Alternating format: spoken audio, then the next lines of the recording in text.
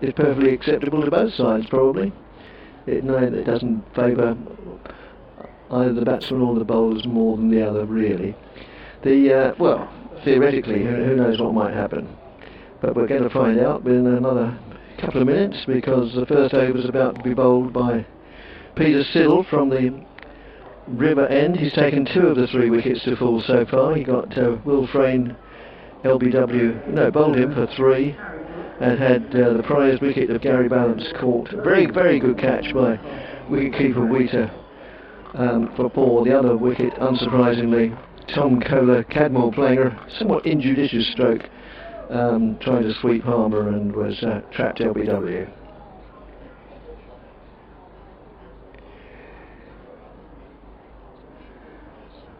So we're just hearing in the news that despite, or maybe as a result of a lot of controversy and public outcry, all the libraries in Essex, many of which were due to close, every one of them has been saved, which is excellent news. So, Siddle to the right-handed Brook, moves in now and bowls, just plays it defensively, trickles out to mid-on where it's fielded by Aaron Beard, who's had a very good game, very good couple of games. And again, a very good crowd, predominantly in the members' enclosure, of course, because they've already paid their subscriptions sometime in the spring or winter. But nevertheless, it's very good to see. And I also quite like the members in the public enclosure. That's just also played defensively by Brook. It trickles out on the onside, this time picked up by Rishi Patel.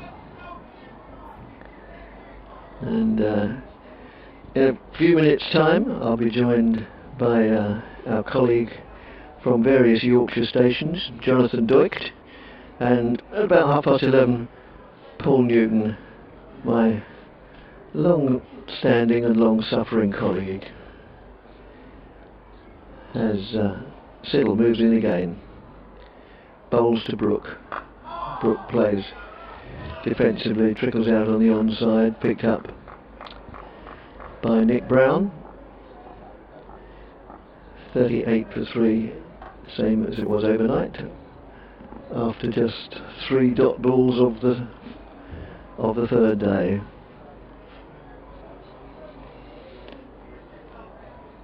Umpires Paul Pollard at this end, Rob Bailey at the other end, and Siddle in now, bowls, and that's played out on the onside. Again, it's Rishi Patel in the action at mid-wicket. Rishi Patel has also had a good game. Okay, 35 isn't earth-shattering, but it was a very, very good 35. At most of yesterday, if not all of yesterday morning, a very gritty display. He's a natural stroke player, which he demonstrated occasionally, but it was a time for stolid defence, which he and Wesley offered. And that's played out into the covers. Another dot ball. 5/6 of a maiden over so far. Shortly be doing an update into the 11 o'clock BBC Essex News. As Siddle walks back to the end of his run-up.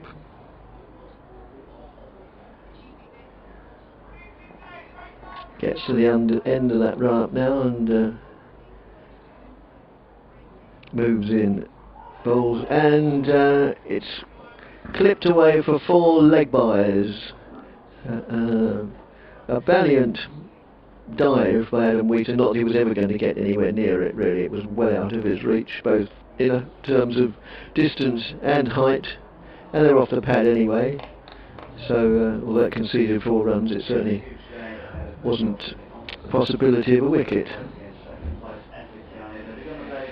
So the second over of the day looks as if it's going to be bowled by Jamie Porter. It is he who is in discussion with skipper Ryan Tender-Scarter. And indeed, Peter Siddle offers a word of advice or guidance. Here we go.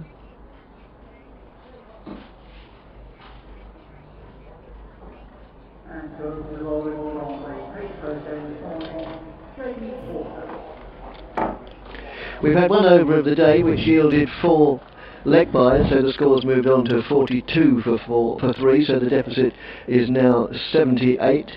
And although the good crowd have come here expecting to see another Essex victory, if Yorkshire play with typical grit and determination, and the same sort of grit and determination which the Essex batsmen displayed yesterday morning, then this may well not only go right through today, but maybe into tomorrow. Time alone will tell, and there's the first run off the bat today to Adam Lyth, who picks up 2 runs, and the score moves on to 44 for 3 here at an overcast Chelmsford cricket ground. And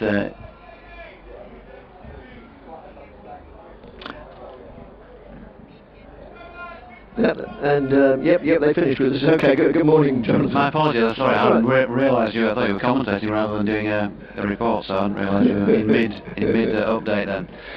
Fortunately I didn't interrupt halfway through. No problem. And Porter round the wicket to Lyth, goes by. I think I'm not sure if he beat the edge of the bat. I think he probably did, but it's always difficult to tell, isn't it? It probably didn't, but I'm applauding the fact that he's just getting it straight away in that general area though. Yeah. And Lyth, they're so good at withdrawing the bat, and it's sometimes difficult to tell. I usually give the benefit of the doubt to the batsman, being that sort of bloke that I am. Hopefully they'll cut the output pretty soon, as the next delivery comes in, just pushed out on the onside. No addition to the score. Oh, excellent. Some reporters, commentators, are not troubled by the sound of the radio station in their ears when they're trying to commentate. Although I've been doing this job for 20 odd years, some of them very odd, I do find it incredibly off-putting. But anyway, all is peace in the headphones now, which is good. So another run there brings Harry Brook to face the bowling of Porter, and he moves in now from the Hayes close end, right arm over the wicket to the right-handed Brook, who plays that for 4 runs, just backward of square on the offside. No third man, and even if it was a third man, it would have been way out of his reach unless it had been ridiculously wide. So 4 more runs, so in the first over and a half. Another 49 minus 38, another 11 runs have been added. Yeah, I think that will be the order of the day. If Harry Brook gets any width, especially with the field set so in such an attacking formation at the moment, it will go. Moves him on to 8, 49 for 3. As Porter moves in again and bowls to Brook, who is definitely beaten outside the off stump there. There's no, even the generous man as I am, I can't give him the benefit of the doubt. He certainly played down the wrong line, didn't he? Yep, beaten. Good little bit of nip from Jamie Porter, and Harry Brook just holding the bat on the line at which the ball's trajectory originally was, but with that bit of nip, takes it past the outside edge. No room on this occasion for him to free those arms as he'd done the ball before. Porter again. Passed on by Rob Bailey. Moves in. Played defensively out into the offside. And there was no run. I'll just fill in. And there was no run. I wasn't about to break down in tears. I was about to clear my early morning sweat. Well, early morning, I mean to say. I was here well before Paul Newton. Goodness me. Good grief.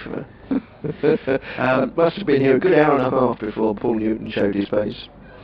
So first 2 overs, 11 runs added. What can we make of it? Seems to be understandable confidence from behind from Mr. Newton in Essex's chances of wrapping this game up today. From a Yorkshire point of view, well, it is the first day back up north of the Great Yorkshire Show today. Yes. And there's going to need to be a Great Yorkshire Show from the batsman out there in the middle. There is. And whereabouts in the great county is that held? Harrogate. Harrogate. Oh, where I was a month ago when Essex were up at Headingley, and a very pleasant few days I had at Harrogate. And Siddle round the wicket to the left-handed Lythe, who plays defensively, trickles out to Essex skipper Ryan Tenders-Carter. Adam Lythe played well within himself, didn't he, yesterday evening? An out-of-character sort of knock. Lots of patience. He's faced 61 balls now for his 12 runs, and I bet there's not too many times you would look down an Adam Lythe scorecard after 61 balls and see him having scored so few. No, quite, but it's the order of the day initially, certainly. As the Australian Peter Siddle moves in and bowls to him now. And, well, lots of shouts of excitement, but I think he very clearly chose not to play that delivery, seeing it enough outside the off stump to let it go through to Witter, who has 4 slips, or is it 3 in a gully? Trouble is, between deliveries they wander around a bit. I think it's 3 in a gully. There's 3 in a gully, a backward point, a mid off. That's 1, 2, 3, 4, 5, 6, and a mid on, a mid wicket, and a long leg. Fairly conventional sort of field. And Siddle turns at the end of his run. Excuse me. Moves in now, bowls to Lythe. And Lythe plays that quietly and calmly out to the ever busy Nick Brown. The ball seems to follow him around a bit. And the score remains 49 for 3.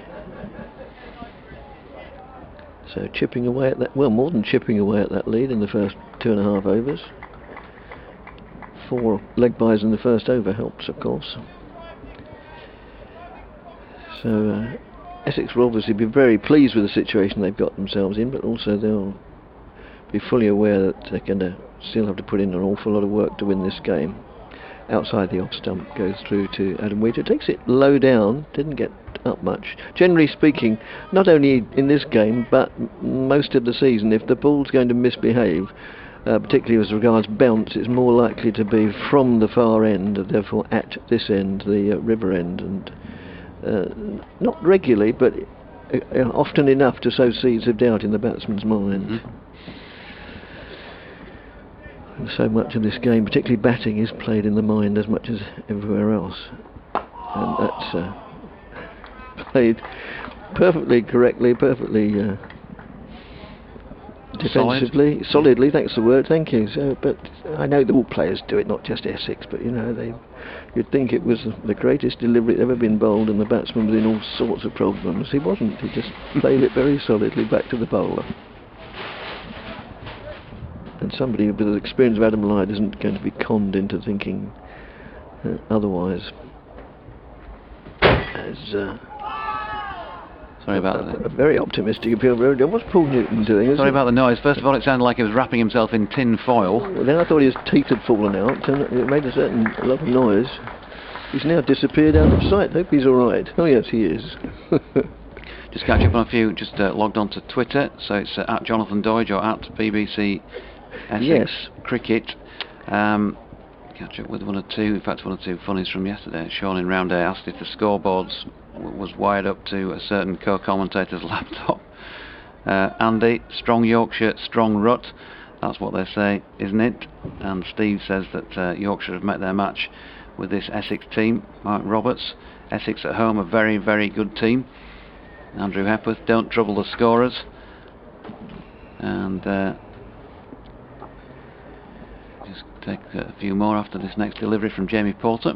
To Lythe, who nudges that down to backward point for can be a quick second run. Oh no, it's quite comfortably taken in the end. But, again, it was that man Nick Brown in the action, chasing it. There's nobody more enthusiastic amongst the Essex fielders, but with all due respect, probably nobody less naturally athletic. It always makes it look hard work, but certainly you can't fault his enthusiasm. We can't all be these natural, finely honed athletes. And Porter again to Lythe. Lythe on 14 now.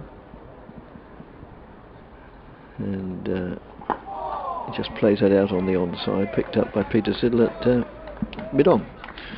UK National, morning to you. He says, you don't sound a bit like Cally, brackets RIP, proper broadcaster he were. He knew where to catch bus home. It were first bus to a pub with a quiz. Likely made a few bob from it too. 52 for 3. And Porter again. Round the wicket to the left-handed lies. There's a loud appeal for LBW and he's got him. He trapped the experienced Yorkshire opener for 14, and that was just what Essex wanted, and by the same token, just what Yorkshire didn't want. That's a pretty prized scalp, and Yorkshire are now 52 for 4. Yeah, and in serious trouble as a result. Just maybe kept a little bit low on him, the way he seemed to react to the bounce of the ball. And I think once it hit him, he probably knew as well. He didn't do that thing that he sometimes does of having a bit of a garden while he was waiting for the finger. There was an air of resignation about the whole thing once the ball had struck the pad. So Adam Lyth gone. 14 from 69 deliveries. He worked hard last night, but has not been able to stay there too long this morning.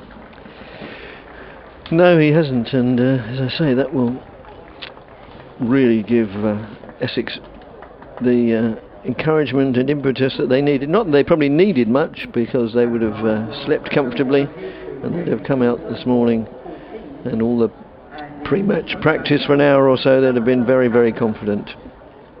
But, you know, there's still plenty of good batting to come as Tattersall makes his way to the wicket. And then there's Fisher, Maharaj, Patterson, Code and Clefier. Sean in Roundhead says, if they can bat all day, Yorkshire have a chance. Not holding my breath. More chance of Pontus Jansson turning out for Leeds United. So it's at Jonathan Doidge at BBC Essex Cricket, and of course emails bbcwestyorkshiresport@gmail.com. We have our morning email from Lily. It says Yorkshire need to dig in and try to get as many runs as possible. Lyth and Brooke need to stay in for most of the morning session if they can. She's listening on her break at work and enjoying the commentary. Thanks, Lily. So it does indeed bring Tattersall to the crease, just taking guard from umpire Rob Bailey. He made 23 in the first innings before being the third of Harmer's victims, caught behind by wicketkeeper Adam Wheater. And he surveys the scene, looking where the fielders are.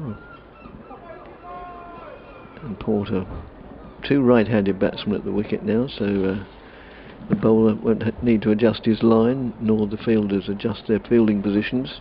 And that's very clearly deliberately withdrew the bat. Yes, I just said looking around to see where the fielders are, and I can remember when Andy Flower was here as the overseas player.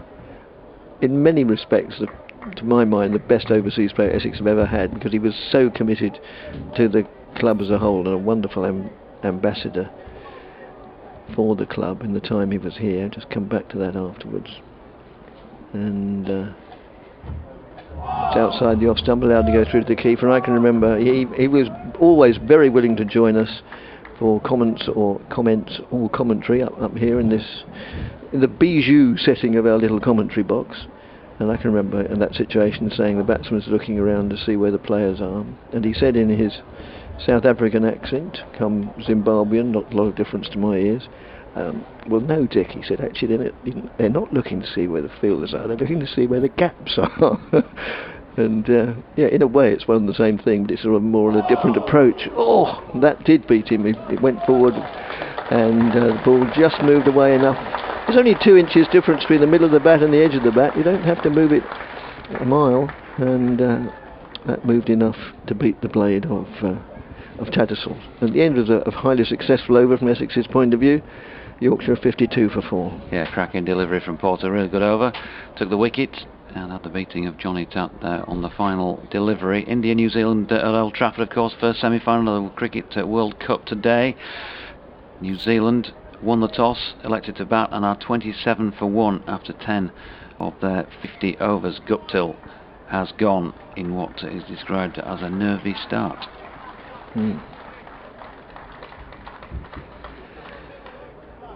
So Siddle, that was the first wicket of the second innings for Porter. Siddle has 2 of them, and that's down the leg side. And Wheater, who's kept really well since he's come back from injury, and there again, well, any keeper would expect to stop that, admittedly, but no, he has done well. He had to move a long way to his left and then dive and stop that going through. Naturally very agile, being a little fella. Most wicket keepers are fairly small. Well, they're certainly up to 6.5 foot and 15 stone, or whatever that is in kilograms. There's the next delivery. Pushed out in the offside. Right-hander Scarter makes ground to his left from wide mid-off to extra cover to do the fielding. No addition to the score. Essex.cricket@bbc.co.uk. We'll be delighted to hear your views on any aspect of Essex cricket. Yorkshire cricket just as warmly welcome. Indeed, any form of cricket, club cricket. And Siddle gets to the end of his mark before he's got the ball back, so waits for it. Duly comes back up the offside in little loops, and he's on his way now. Moves in, bowls. Played pleasantly but non-productively out to tender Scarter. Brook still on strike, 8 to his name off 30 deliveries. Tattersall still to open his account, but he's only faced 3. Of course, Harry Brook, with his ton here last year, good memories, and top scorer for Yorkshire in the match so far with 46. Said he just missed a straight one. Yes, he did, didn't he? Yes. Yeah. Yep, Harmer was responsible for all the middle order, really, getting batsman number 4, 5, 6, 7 and 8 out. That's just pushed out in the offside, and I was going to say it's Siddle himself who picks it up, then he declines and leaves that small task to Nick Brown to pick up.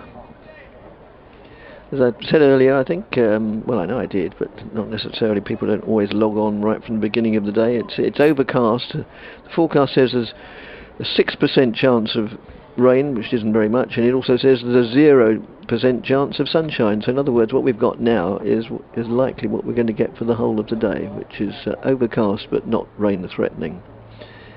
And and that was a certain play and a miss by Brook, and he sort of pushed at that at the last minute and didn't get an edge, but on reflection maybe, well, he shouldn't have pushed at it at all. It went through the wicketkeeper. Yeah, tempted. It was, wasn't he? Tempted Harry Brook. See that big gap through the covers? Yeah. Yes, there is a big gap. There's Nick Brown at cover point. Well, no, at point, I would say, not probably from our position yet, exactly square with the wicket, and there's Ryan Tender-Scarter at wideish mid-on, so there's a very tempting gap there in the covers. And that is superbly saved. I was just drawing breath to say that's 4 through backward point. But yet again, Nick Brown demonstrating tremendous agility, diving low to his left. He's a tall man, well over 6 feet, and a big man as well. Good in the second row of the forwards at rugby. But he did well there. He certainly saved 4 runs. Yeah, tremendous piece of fielding, because Harry Brook timed that well, struck it well, and it was definitely boundary bound over to the Felsted School stand. As you say, real good agility for a big fella from Nick Brown. So, unsurprisingly, Jamie Porter's to continue. Porter taken 1 for 23 in 9 overs. Moving in now to bowl to Tattersall, who has the luxury of letting that go by. It was well wide of the off stump, and he lifted the bat high out of potential harm's way. Mark Taylor in Thetford, just up the road in Norfolk. Yes. Good morning to you. He says signs not looking good. Can't see this going to a 4th day. TKC's dismissal was extremely poor last night, considering the situation of the match. He says more of a 1-day shot than a 4-day backs to the wall one. The man with the magic hat has left the building, not happy. Porter again moves in, and ball of very full length, dug out and picks up a single that played out into the covers, an agreed single. The batsman knew, the fielders knew that there was going to be a single there, and Tender-Scarter trotted after it to field. in his defence, as he's not here to defend himself. I had a chat with TKC last night, and he said he thought the shot was there to play, but the ball shot on after it pitched, so it didn't quite get up as he thought it was. I think he's aware of the general dismay.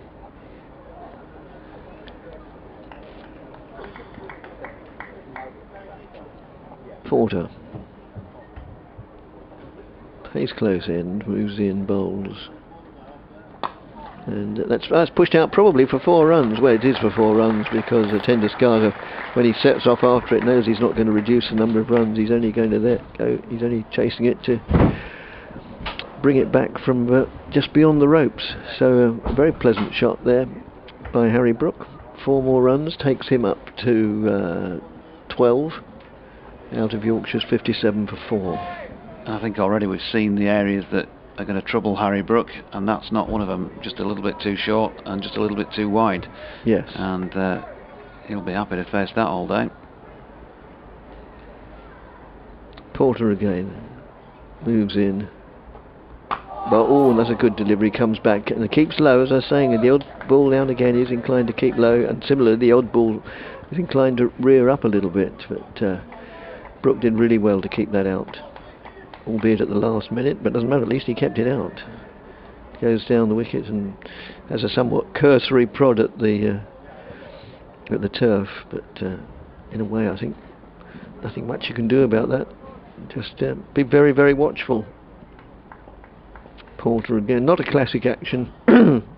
Most of the Yorkshire bowlers, seam bowlers, have very classic actions on which any youngster could model his or her game.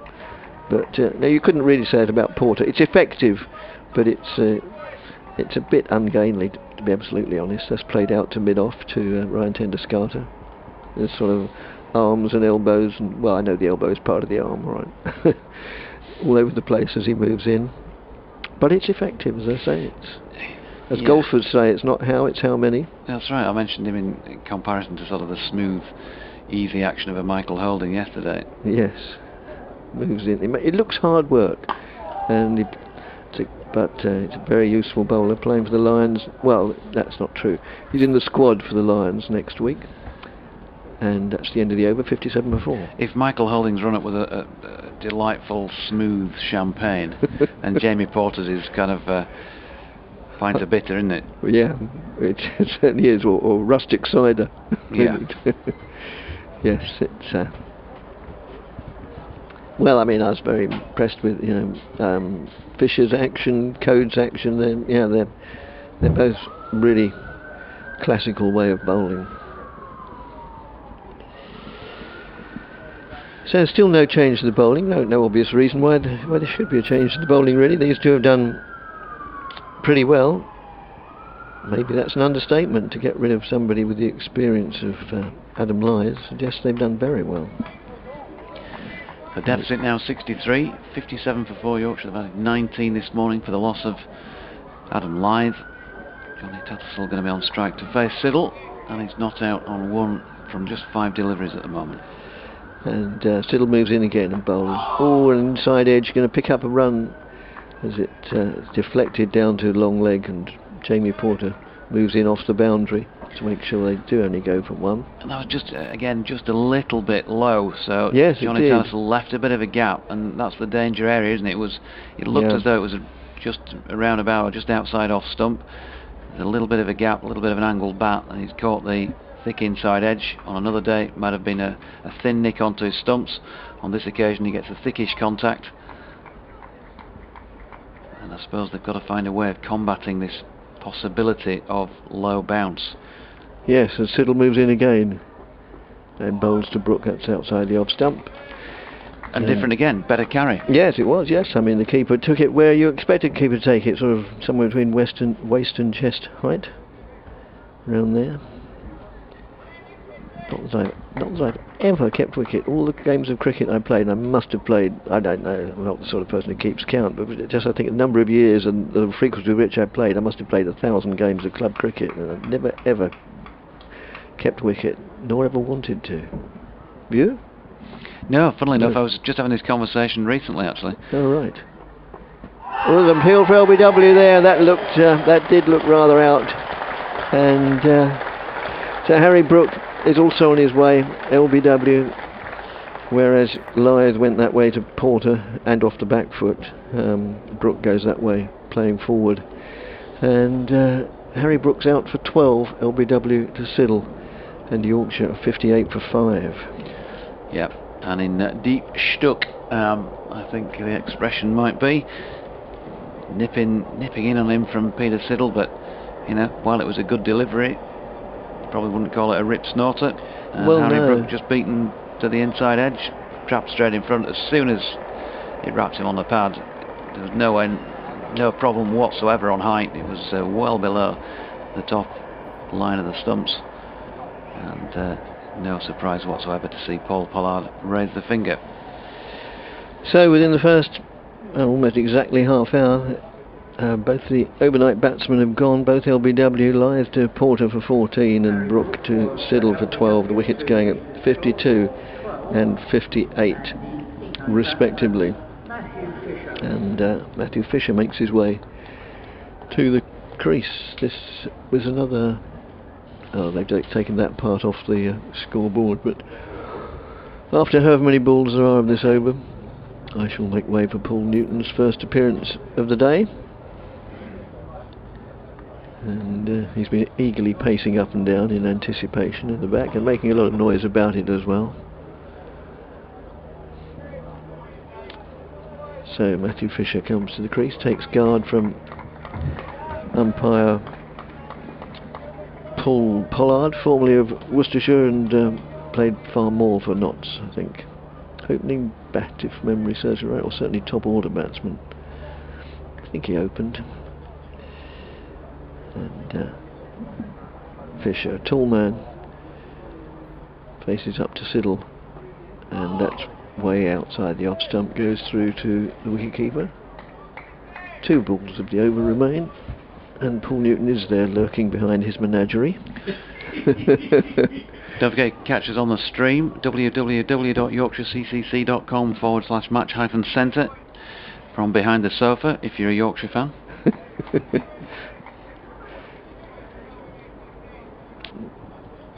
Siddle has the ball in his right hand. His right arm is encased in one of these white protective things, for want of a better word, a lot of players have nowadays. And it goes through outside the off stump as well to the wicketkeeper.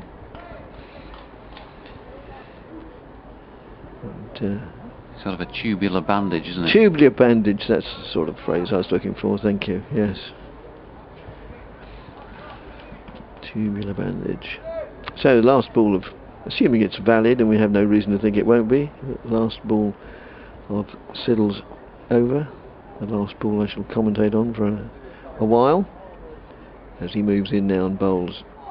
And yeah, the batsman withdrew the bat, and it went through the wicketkeeper. End of the over, 58 for 5, having resumed this morning on 38 for 3. So a good first half hour for Essex, and after a few more words from Jonathan Doigt, he'll be joined by Paul Newton.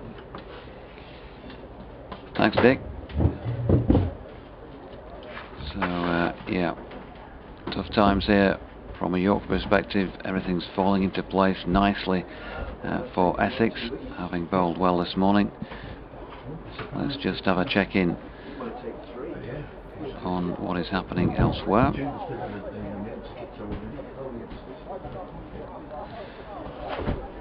And here we go. India against New Zealand in that semi-final. 13.2 overs in. New Zealand having won the toss and batted 45 for 1.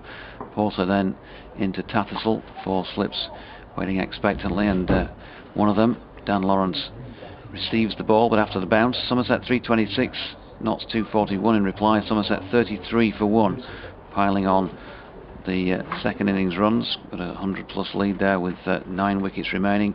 Worcester 113, Derby 108, and now 306 for 8. They're in a strong position. Middlesex 172, Gloucester 201, Middlesex second time around 110 for 5. So that one's an interesting contest developing, as Porter's in again, this one nipping in, but from wide of Tattersalls off stump, and is able to leave that. Sussex made 263 against Australia A, who are 203 without loss in response.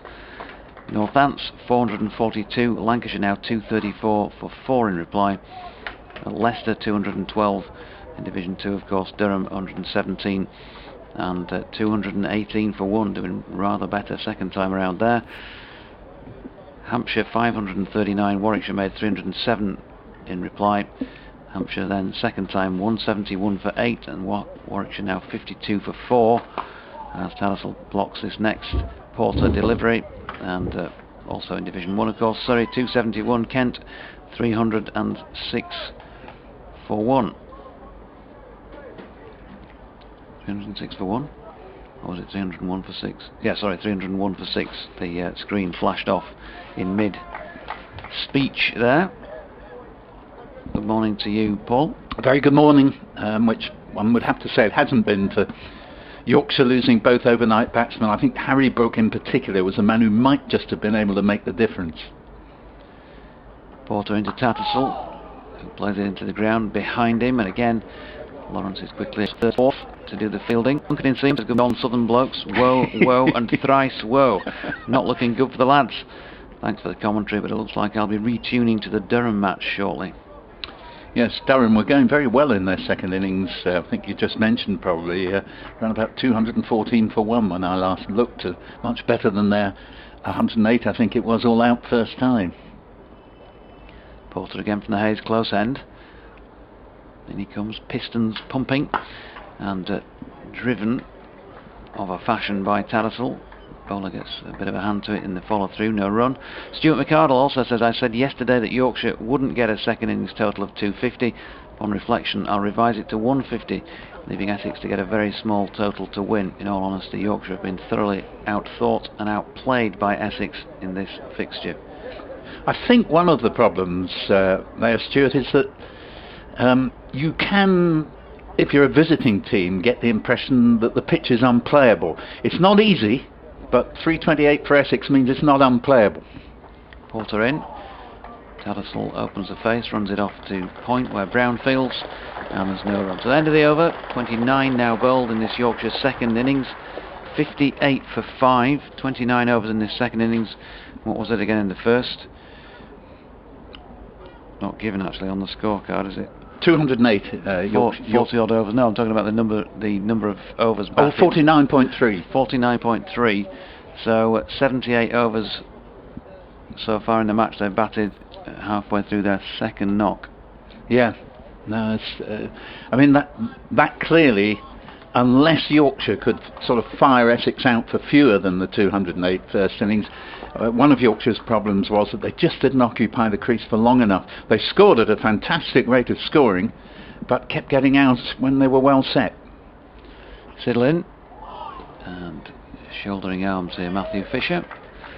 Out there for the second time, having made 25 before being LBW to Simon Harmer first time around.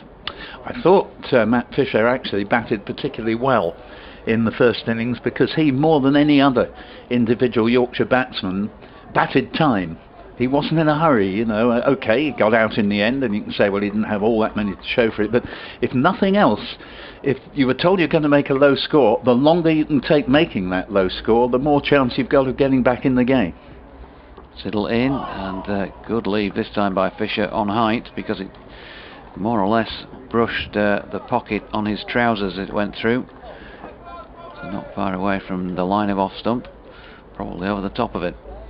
Yes, I was saying earlier that I thought Harry Brook was a particularly acute dismissal from a Yorkshire point of view. This is the ground where he played what I thought was the innings of the season from any player all last season. His century that helped turn round 50 all out in the first innings into a Yorkshire victory. Johnny Bairstow set it up with a very quick 550, but Harry Brook also top scored first innings here. Siddle in again, and left once more by Fisher. 52 for 1 now, New Zealand, after 14. Try to get you up to date with what's going on there. And although you can say 52 for 1's not a bad start in that match, the first semi-final, Jonathan, it's pretty slow going. You do feel that New Zealand are not in a good place at the moment. They've lost their last 3 or 4 after a good start. And India, you've got to play very well to beat them, and I think the Indians will be much the happier of the two sides at this stage. Yeah, no doubt. Siddle over the wicket then, passes Pollard. This time Fisher is able to play it and drops it into the leg side, and there's no run.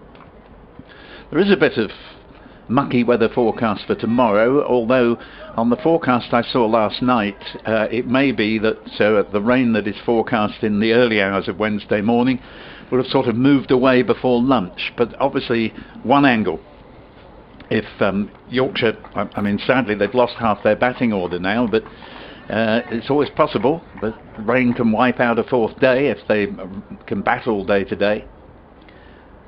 Here's Siddle again, and Fisher.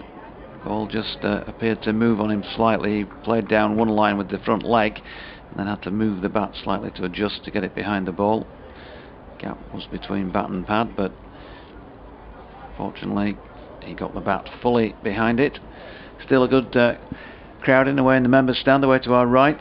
It's jumper and jacket order today, and the hats that were on for the first couple of days, presumably to shield people from the sun, might be there to keep a bit of warmth within today, because it's a little bit on the chilly side without overplaying that. Siddle in, this one keeps low on Fisher, who shoulders arms to a delivery wide of off stump, and at the end of the over, 58 for 5.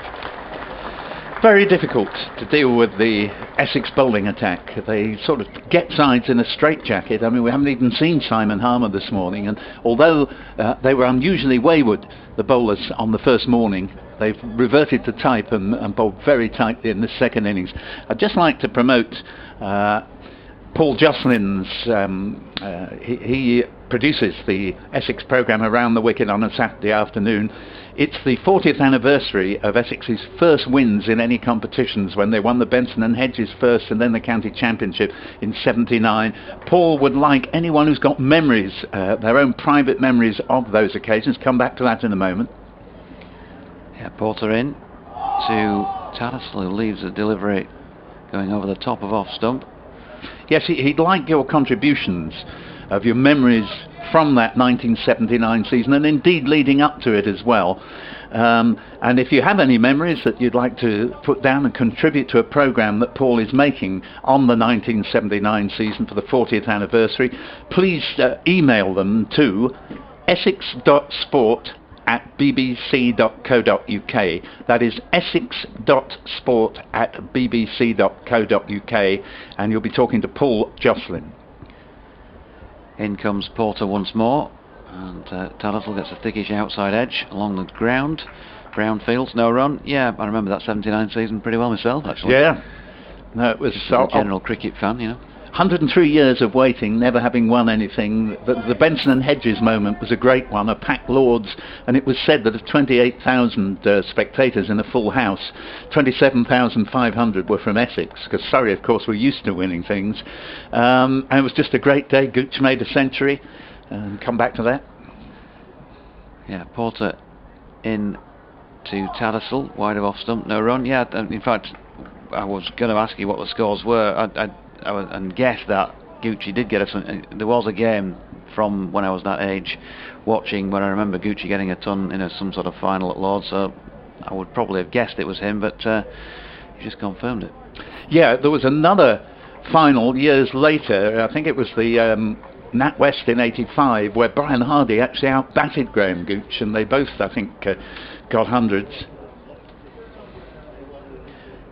So in comes Porter once more. It's up there to drive for Tattersall, who does so, but Tendis Carter fields out there at extra cover, and there is no run. Yeah, Gooch got 120 in the '79 final, and John Lever got the final wicket as Surrey. They didn't lose by that many, but it got quite close in the end, but Essex won. But it is the championship that's always meant the most to Essex supporters, and they won that later in the season by, I think it was 77 points. Porter in then once again to Tattersall. Supposed to play this one round about off stump, no run. Yeah, John Lever, I remember him watching him, because he bowled like I did, except quite a lot better. Yes, sort of left arm over. Yeah, And yeah. I know you'd said you bowled left arm over. Yeah.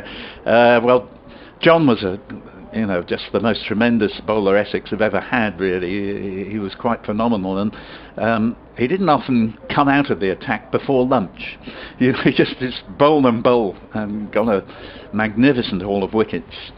Impressive in these days of workloads, management and all the rest of it. As Porter's next delivery sees Tattersall shoulder arms, it's the end of the over, and Yorkshire remain 58 for 5 with the proverbial mountain to climb here. Peter Siddle, what a sensational set of figures he's developing in this Yorkshire innings. He's bowled 5 overs, 4 maidens, 1 for 1 this morning, and his overall figures for the innings, including what it delivered last night: 11 overs, 7 maidens,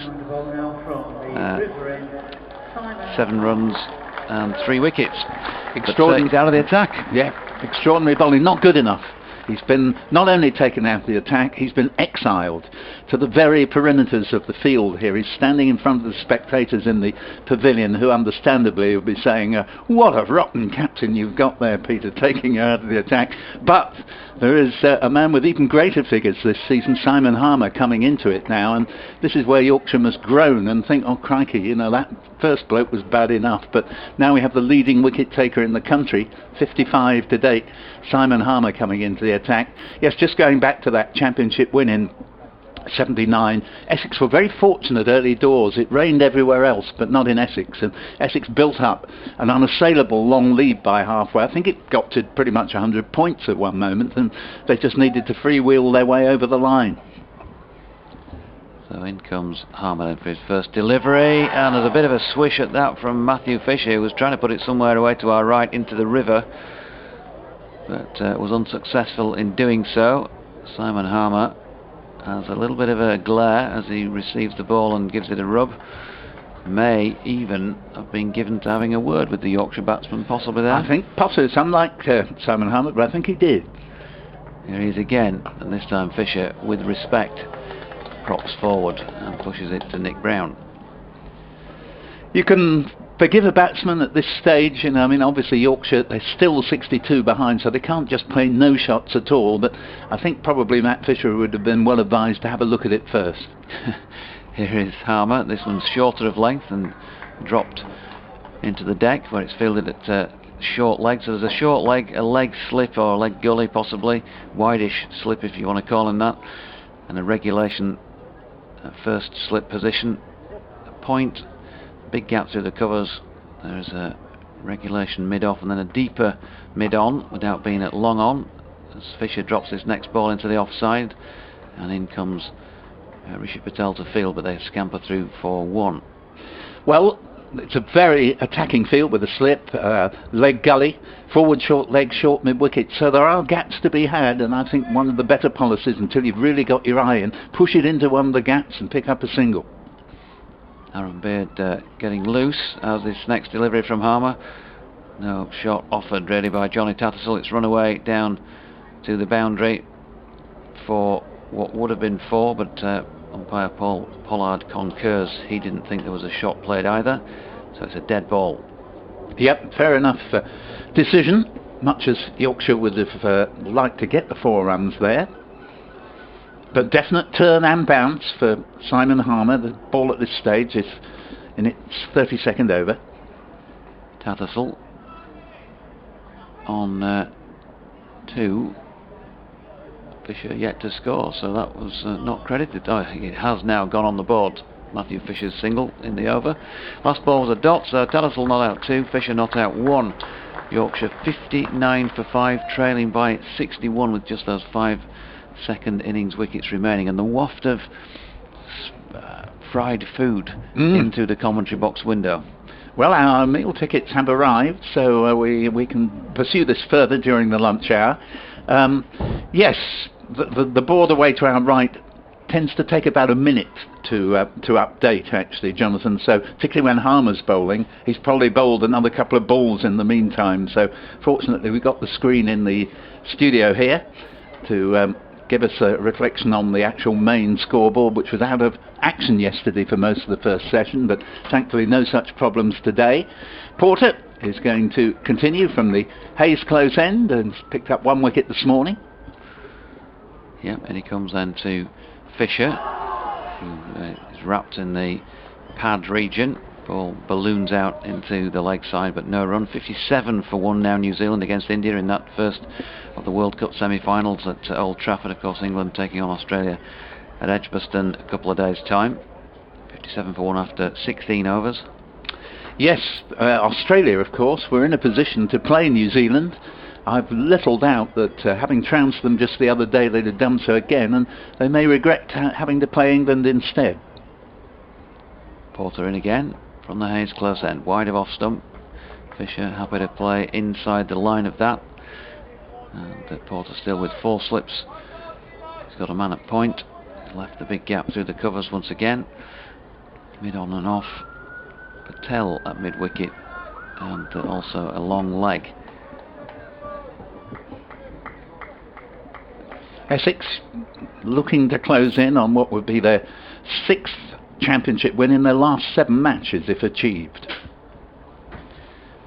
In comes Porter again, and this is pushed out down the 3rd man region. Brown's giving chase and will pull the ball in, but Fisher will get back for a couple, taking him on to 3, and the score to 61 for 5.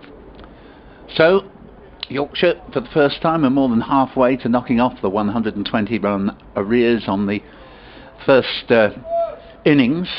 The weather-wise, as has been said before, it's an absolute blanket of cloud, none of it particularly threatening, although you wouldn't totally be surprised if we had a few spots of rain, which indeed, as I was driving over from the east of the county, there were as I skirted Marks Tay.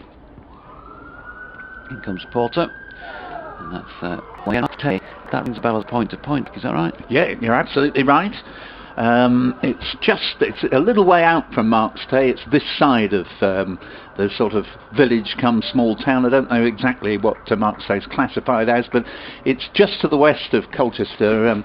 They always say 5 miles in the point-to-point handbook, but I can assure you it's 8 miles really, because it's 2 or 3 miles beyond Marks Tay itself.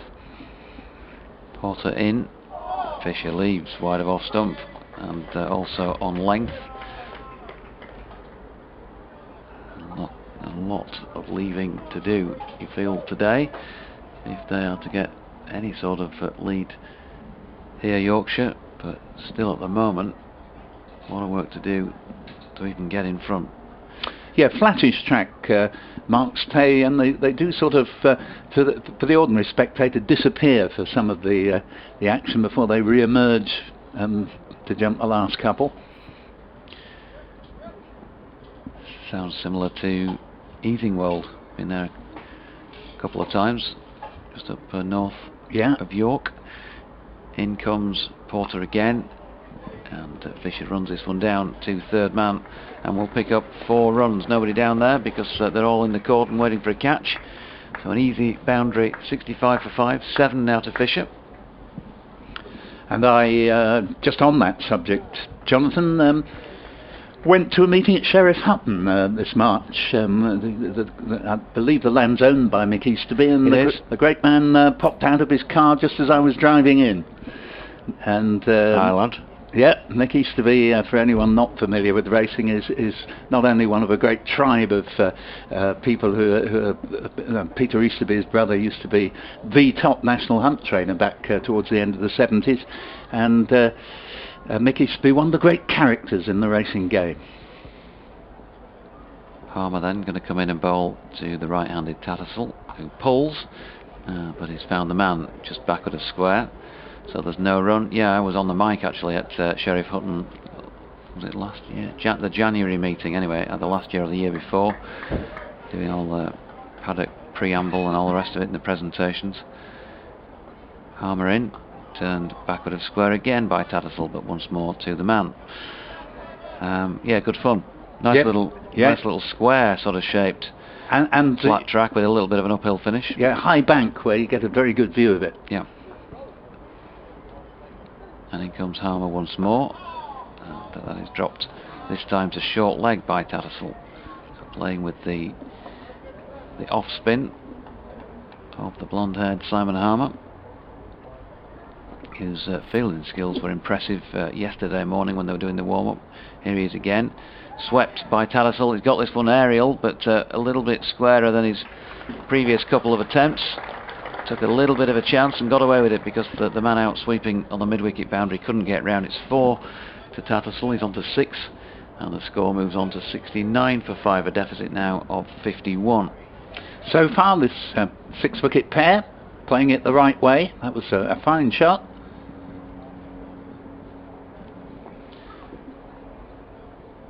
So Harmer in again. And this one off the pad, loops up in the air. And no run. Yeah, they were doing some fielding drill. Thought it was a really good one actually. It was one that I was watching thinking, okay, I could do this with the kids back at the local club when I'm helping out. And Mags was in the middle, knocking the ball to them, getting them to do various things, the players. Just all part of a warm-up really. Nothing too strenuous. But when he called for the throw at the rubber stump, Simon Harmer hit direct both times, 2 out of 2 from a distance. Last ball of the over, dropped into the leg side by Tattersall, and there is no run. He also took a brilliant slip catch when they were having their slip catching practice, diving to his right low down, and he's a thoroughly good all-round cricketer, not just a very fine bowler.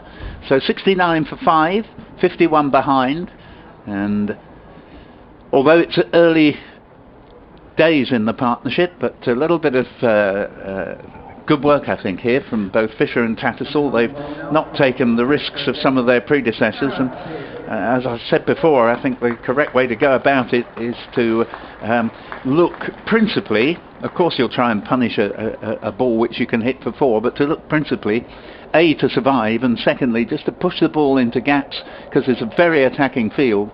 There are all sorts of places where in front of the wicket where you can just push it and be fairly sure that there is a safe single there. Aaron Beard into the attack for the first time today, made that very fine career best 41 with the bat yesterday in a match turning 75 partnership for the 9th wicket with 10 to scatter. In he comes then. Fisher turns the first delivery. It's 2 square now, and there's a quick run from Johnny Tattersall from the non-striking end. He was going towards the danger end. There was hesitation from Matthew Fisher for a moment. It's not a run off the bat, by the way. It's been signalled by Rob Bailey as a leg by.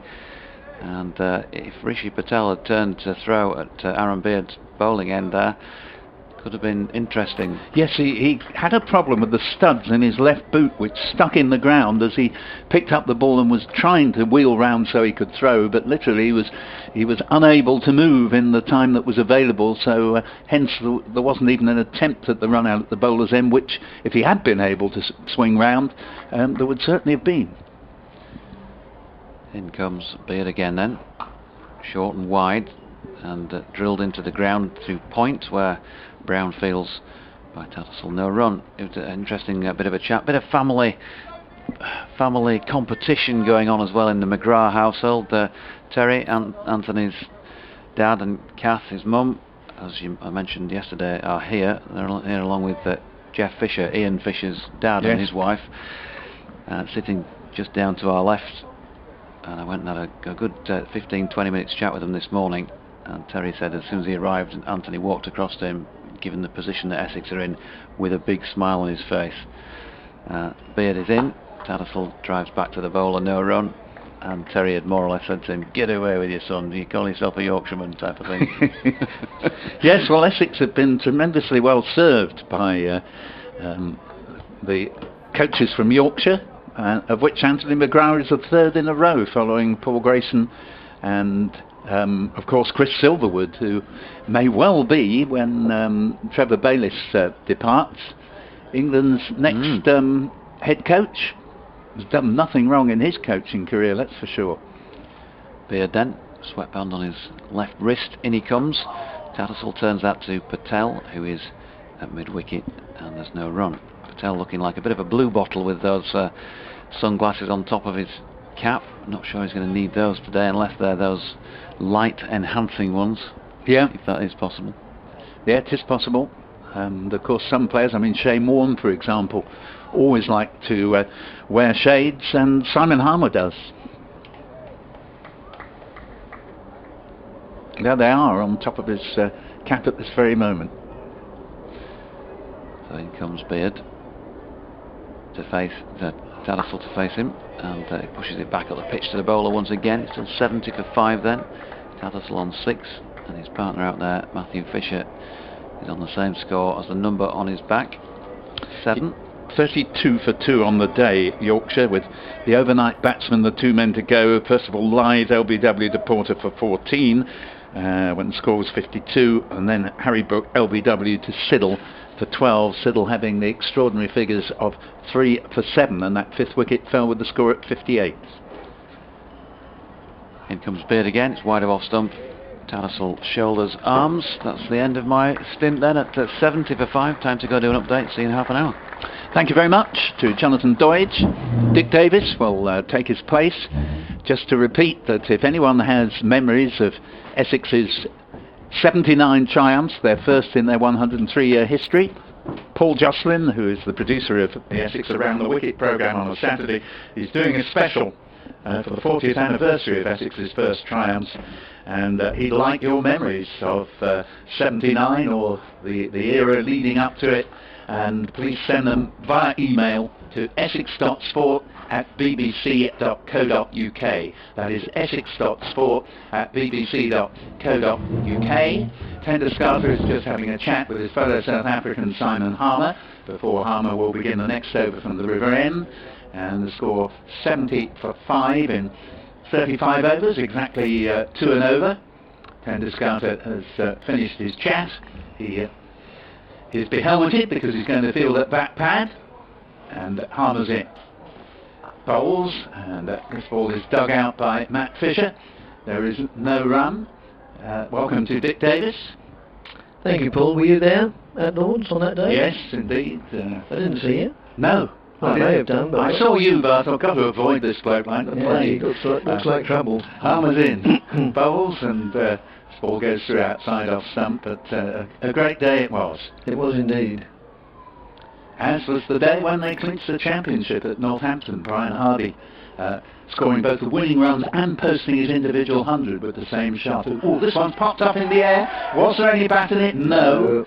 So 70 for 5, and of course, as usual, the inevitable appeal, regardless of whether there was any real thought that the ball had taken bat or glove. But Harmer comes in again to bowl to Fisher. Oh, and that one, if anything, was a wrong one. It was, wasn't it? Yeah. Don't often see those. No, maybe turned in some footmarks or whatever, but anyway, it went the other way, like a leg break, in other words, and Fisher was taken aback by that, as were we, for that matter. Slip, a leg gully, and a forward short leg putt, a short mid-wicket, as Fisher uses his height to come a good stride forward, gets right over this next delivery, and Nick Brown will field from short mid-wicket. There's no run. Sorry. Harmer again. Bowls the ball's pushed out into the offside. There's no run. 70 for 5. And that's the end of the over. Sorry, Dick. No, I was only going to say, if Harmer can add that to his... Well, he goes the other way. If he can add that to his weaponry, good grief, the sky's the limit. I think he'll open the bowling every time. Yes. As you know, Dick, I often refer to the what I call the RADA orchestration. RADA in acting terms, the dramatic orchestration of loud oohs when the balls come clean out of the middle of the bat. Indeed. I've slightly adapted a well-known word in cricket to describe this. Rather than sledging, I'm going to refer to it as sludging. Where everyone, for no apparent reason, makes noises that indicate the batsman's had an incredibly lucky escape, and in fact he's played the ball straight out of the middle of the bat, and it happens, all the clubs do it. Oh yes. A good 100 times a day, if not more. Beard's in, his second over, Hayes close end, bowls, and the ball is played to Nick Brown at backward point, 70 for 5. It may well become part of the recognised cricket terminology.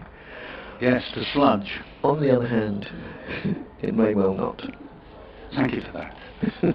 I feel suitably humiliated. No, it wasn't meant to do it at all. But it still achieved it. It was what's known as a statement of the obvious. It may or it may not, actually. Nothing I say will ever catch on.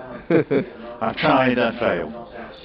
And Beard, who sports the number 14 on his back, is on his way again past umpire Rob Bailey. just nudged up to short mid-wicket, no run. Emails to essex.cricket@bbc.co.uk, and one I'd particularly like to answer came from Lucifer this morning, who says, whilst appreciating a modicum of email correspondence in your commentaries, the aforementioned are becoming so voluminous, there is a serious danger of them designating the actual cricket commentary to a secondary level.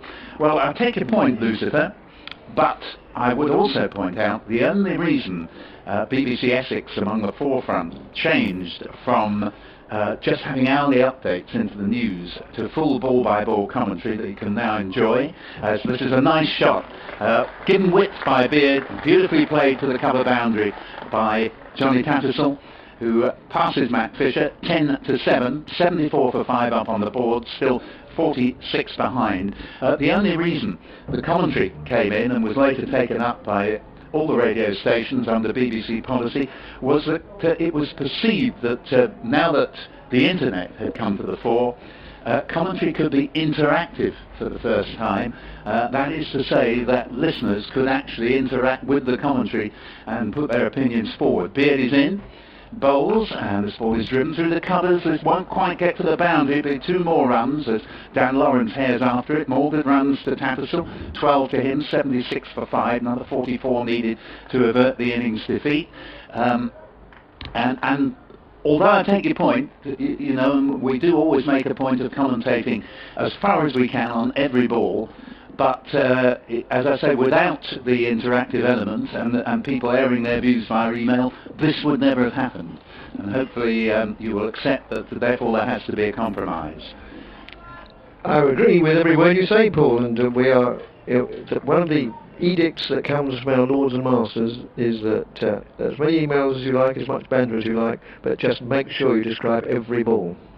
This ball goes through. Batsman ducks down underneath it, Johnny Tattersall, a bit of a bouncer, 76 for 5, a harmless one. It was very, very short. Rob Bailey indicates he's 1 for the over. And let me tell you, Lucifer, that for Dick to say he agrees with every word I say, it hurts, particularly as I've said more than 100 in that particular rap. It is, he means it. It hurt to say it, but he had to say it. Yeah. And as I say, there's no word of a lie. That is why commentary on county cricket ever came to be. As here the next ball is turned away and goes to deep backward square leg. They've taken 1, they're going to come back for a second, and so Patel fields, and so a relatively expensive over from Beard. They're 8 runs from it, 14 to Tattersall, who got them all, 7 to Fisher, and 78 for 5, 42 behind at the end of that, the 37th over.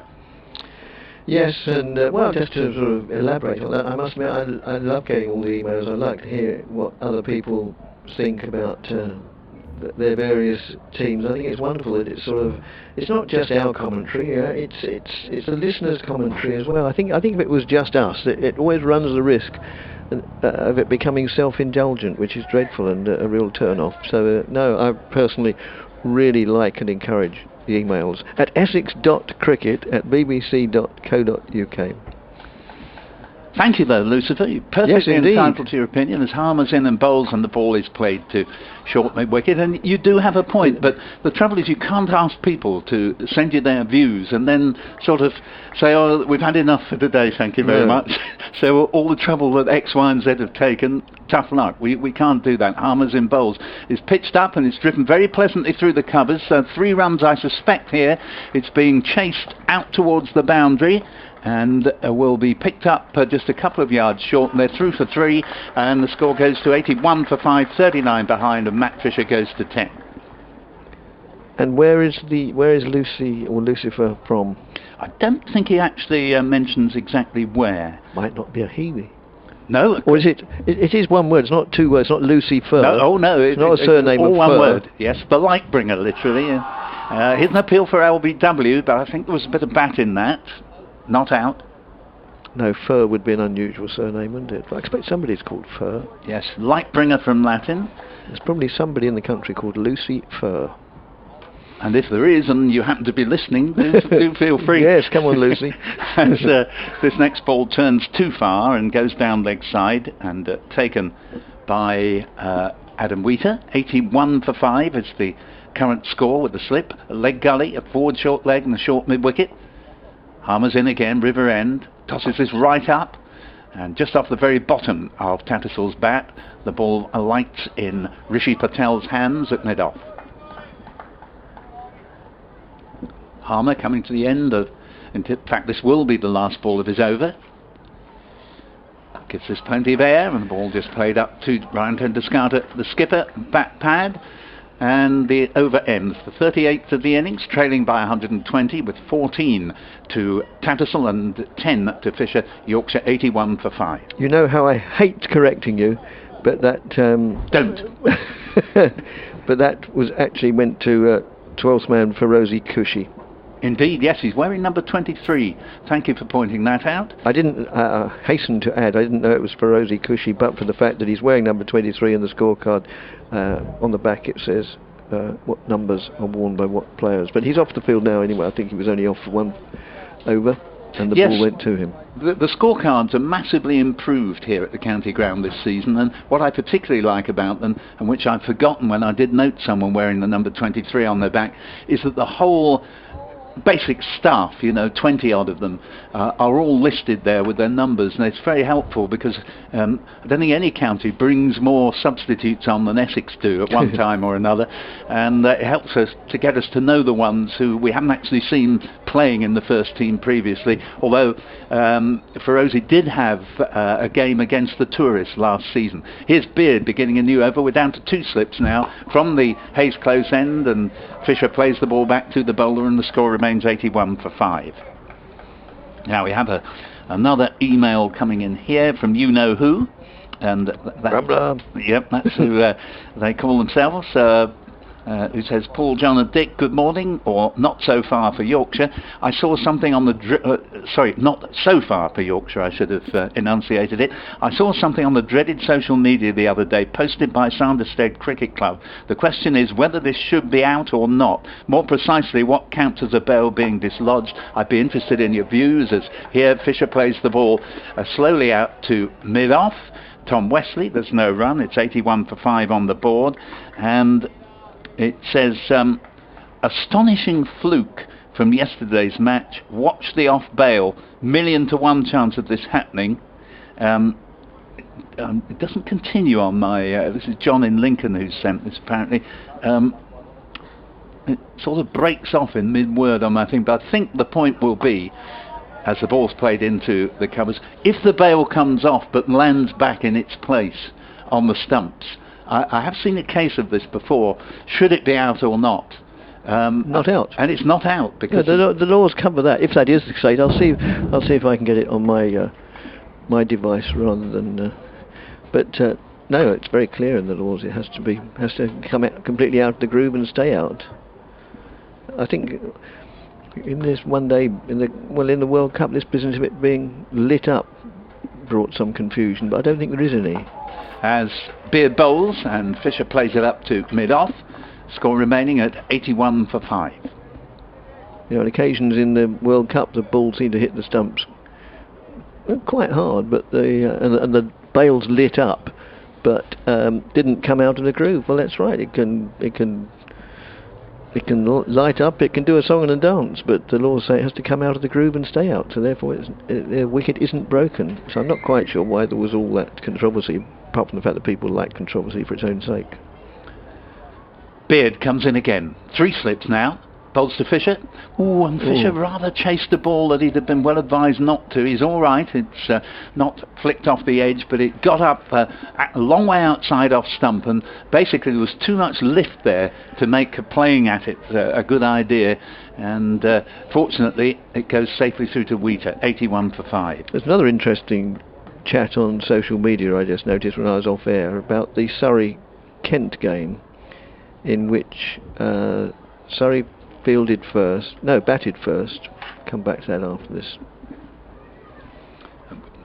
And slightly uppishly back to the bowler from Fisher's blade, but goes to ground within a yard or two.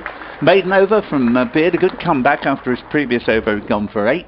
It's 81 for 5, and I think I'm able to get a video of this incident at Sanderstead Cricket Club up on screen here, and yes. You've got it. Brilliant. Now, out or not, it says, as the bail presumably is about to lift off. It's the end of the over, so you're not missing anything. No.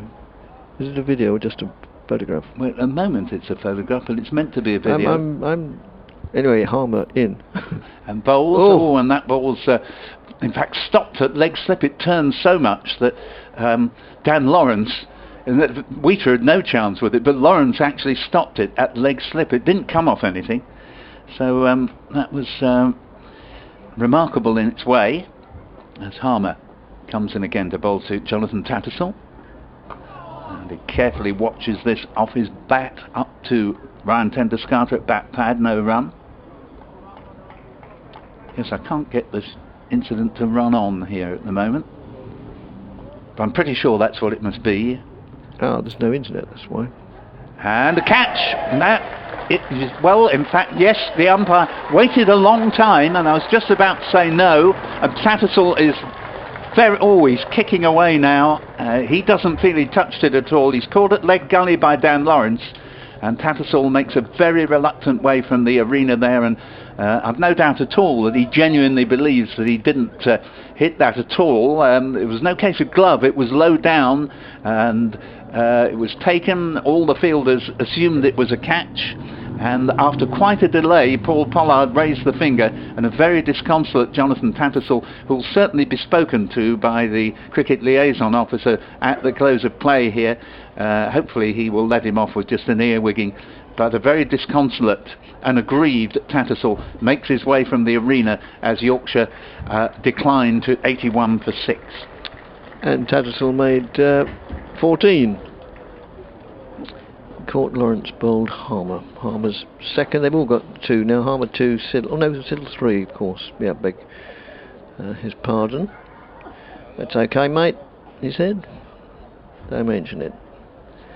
And yes, the other interesting point I was going to mention, which is on social media, is that in the Surrey-Kent match, Surrey batted first. Gareth Batty had played no part in the game, and with both teams' agreement, well, obviously Surrey wanted to do it and Kent agreed, he was replaced for the whole of the game by Vardy. I can't remember Vardy's first name. And it would appear that everybody was happy with the situation because Gareth Batty had played no part in it at all. And the ECB stepped in and said words to the effect of, "Oi, you can't do that." So I don't know what's happened as a result of that. I don't know if he's not playing, or if they've just said, "Well, blow you ECB, we're all happy with it. We're going to carry on." I don't know. Quite presumably the umpires were happy with it as well. Otherwise it wouldn't have carried on. Although I suppose even if Vardy still never made got onto the pitch. Harmer bowls, and ball takes the new batsman on the pad, and it is Kesh Maharaj who's come in, and Wheater nips round to clean up as Harmer comes in again. God, we've got a stack of emails here. We have, and this ball, mixture of bat and pad, and no run, 81 for 6. Yes, the latest one from Michael Biswell. Morning has started well, he says. You mentioned that there is some variable bounce. Is it possible the ridge is developing on a length as so many of the seamers, as Harmer comes in again, bowls, and this ball's driven to mid-off. There will be no run. Another Harmer over ends. He's now bowled 8 overs, 3 maidens, 9 overs I should have said, 4 maidens. That was a wicket maiden, 2 for 10. 9 overs, 4 maidens, 2 for 10. And Michael continues, many of the seamers prefer the Hayes close end. Lords had a ridge until they renovated the field. Seamers bowled downhill, spinners uphill. Is Tom Wesley's nickname, we were on nicknames yesterday, Crusher? I'm trying to work that one out, Crusher Wesley. Dick, any ideas? No, it's too clever for me, but most things are. Yes, me too. No, don't get that. Sorry. I did think of a better or a more original nickname for Ben Code, rather than Highway or I forget what, or Morse, and that was Battersea. Slightly awkward, but Battersea Code. It's very awkward. I mean, the whole point of a nickname is it should be shorter than the original, surely. Yes, no, you're probably right there. And when you've got a one-syllable name like Code or Cook, why abbreviate it? I don't understand the logic of it at all. It's all just sort of in things. I never use nicknames anyway. As ball goes through outside off stump from Beard, 81 for 6 on the board. Have you read the one called Mark's Tay from your friend Carolyn? Just coming to it now. But by all means, read it yourself. Well, no, she's your mate, not mine. So. Good morning, racing enthusiasts, she says. I only caught the end of your conversation with Jonathan, so someone may have emailed already on the subject. The course at Mark's Day, closed a few years ago. I didn't realise that, Carolyn. Thank you for updating me. I used to run the point-to-point line up till about 2012. Hadn't realised that it closed down, as this ball is driven very firmly into the covers, and Dan Lawrence Fields has no run. 81 for 6 in the 41st over. It was never very popular with the public due to the viewing limitations, which I did refer to, but it was a great course on which to educate young horses. The fences were always superbly built. I enjoy my annual trip to Sheriff Hutton, she says, which I was mentioning I myself visited in March. There's always a good quote to be had from Mick Easterby, Esquire. Best wishes, Carolyn. Yes, a good quote, Carolyn, but never quotable on air, as this next ball is played into a huge gap in the onside by Fisher, and they've taken one, and maybe they could have had two there, but they settled for one. Peter Siddle fields, and that was going out towards mid-wicket, and there isn't one, so Siddle had to run round from mid-on. Fisher moves up to 11, 82 for 6 in the 41st. Yeah, I can remember watching point racing at Mark's Day. Always, if memory serves me right, which it rarely does nowadays, I think it was usually over Easter. Yes, absolutely right. Easter Monday. Yeah. And I went a couple of times there, as I did to my local track, which is Higham, just a couple of miles up from Dedham. Here is Beard in bowls, and well wide of off stump, no need for a shot, and there wasn't one. 82 for 6. Thank you, Carolyn. Always great to hear from you, and glad to be updated. I had no idea that Mark's Day was no more. The racetrack, that is. Yes, they tell me Mark's Day is still there, and if it wasn't, well, I don't know what it was I drove through on my way over here this morning. Ben Knight, first-time listener. Thank you, Ben. Good to hear from you. We'll come to you next. We've had a wonderful tranche of emails. We have since that.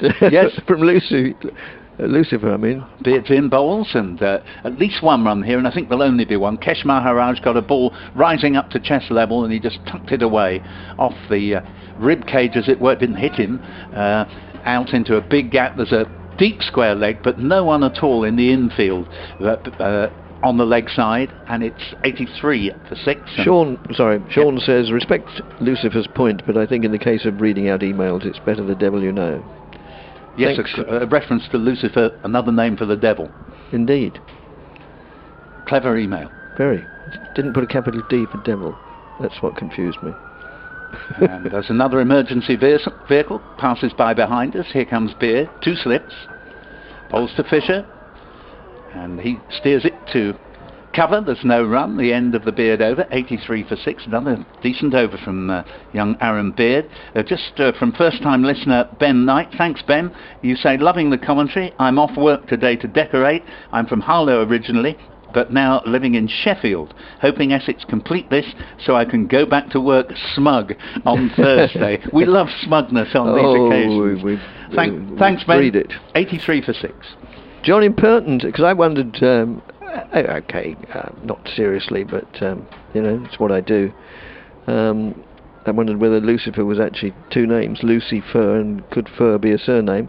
John from Purton says the Holland national football team have a player called Leroy Fur who played for Swansea last season. And this ball is pulled away to the boundary for 4. That's a good shot from Kesh Maharaj, who we know from the way he played in the first innings will not be dictated to here. 87 for 6 now, and he moves up to 5. Indeed, I believe he also played for Norwich back in the day. Yeah. Leroy Fur, as they usually referred to him, as Harmer's in again. Surrounded by close fielders, and Maharaj this time defends it back to the bowler. We've heard from Carl Fuller, and he says great commentary once again, and he is hoping for another Essex win. And sorry, that's the one you were reading. My apologies.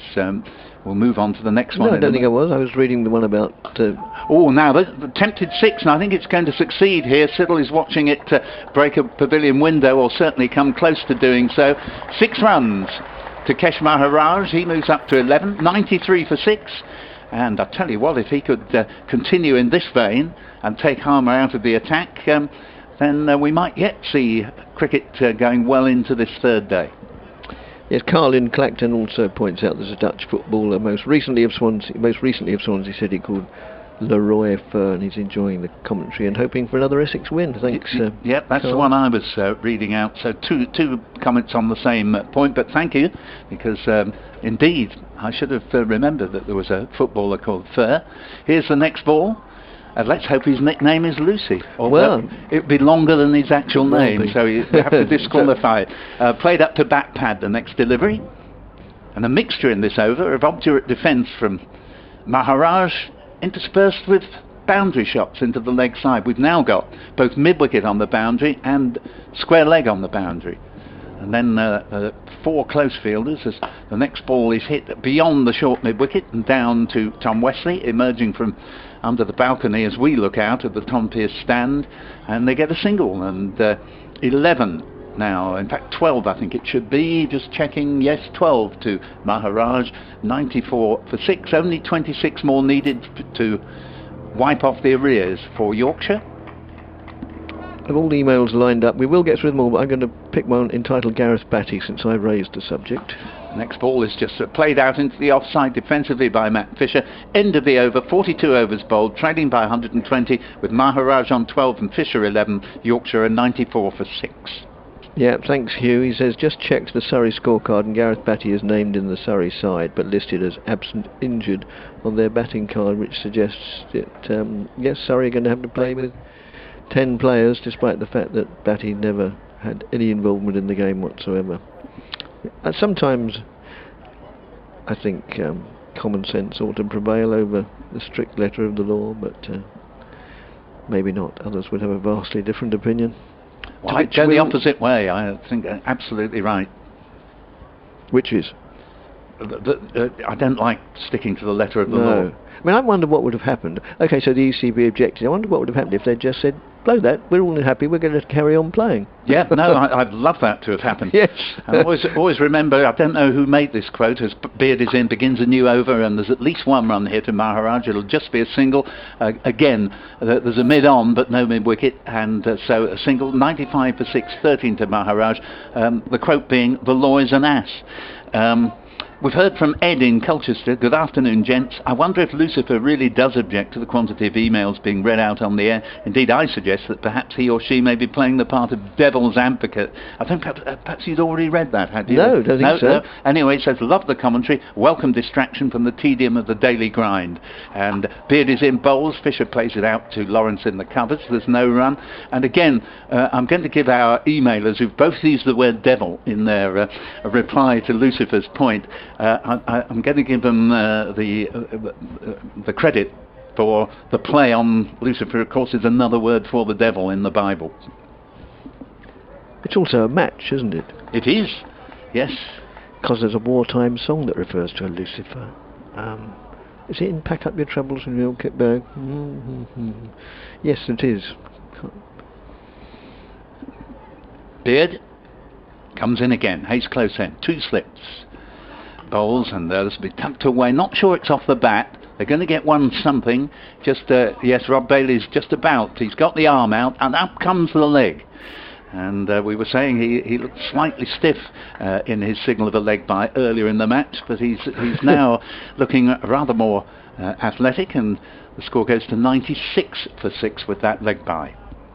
Hugh in Malden says that he enjoys the commentary, the emails and the banter. He also intends to use the word sludging in conversation at every opportunity.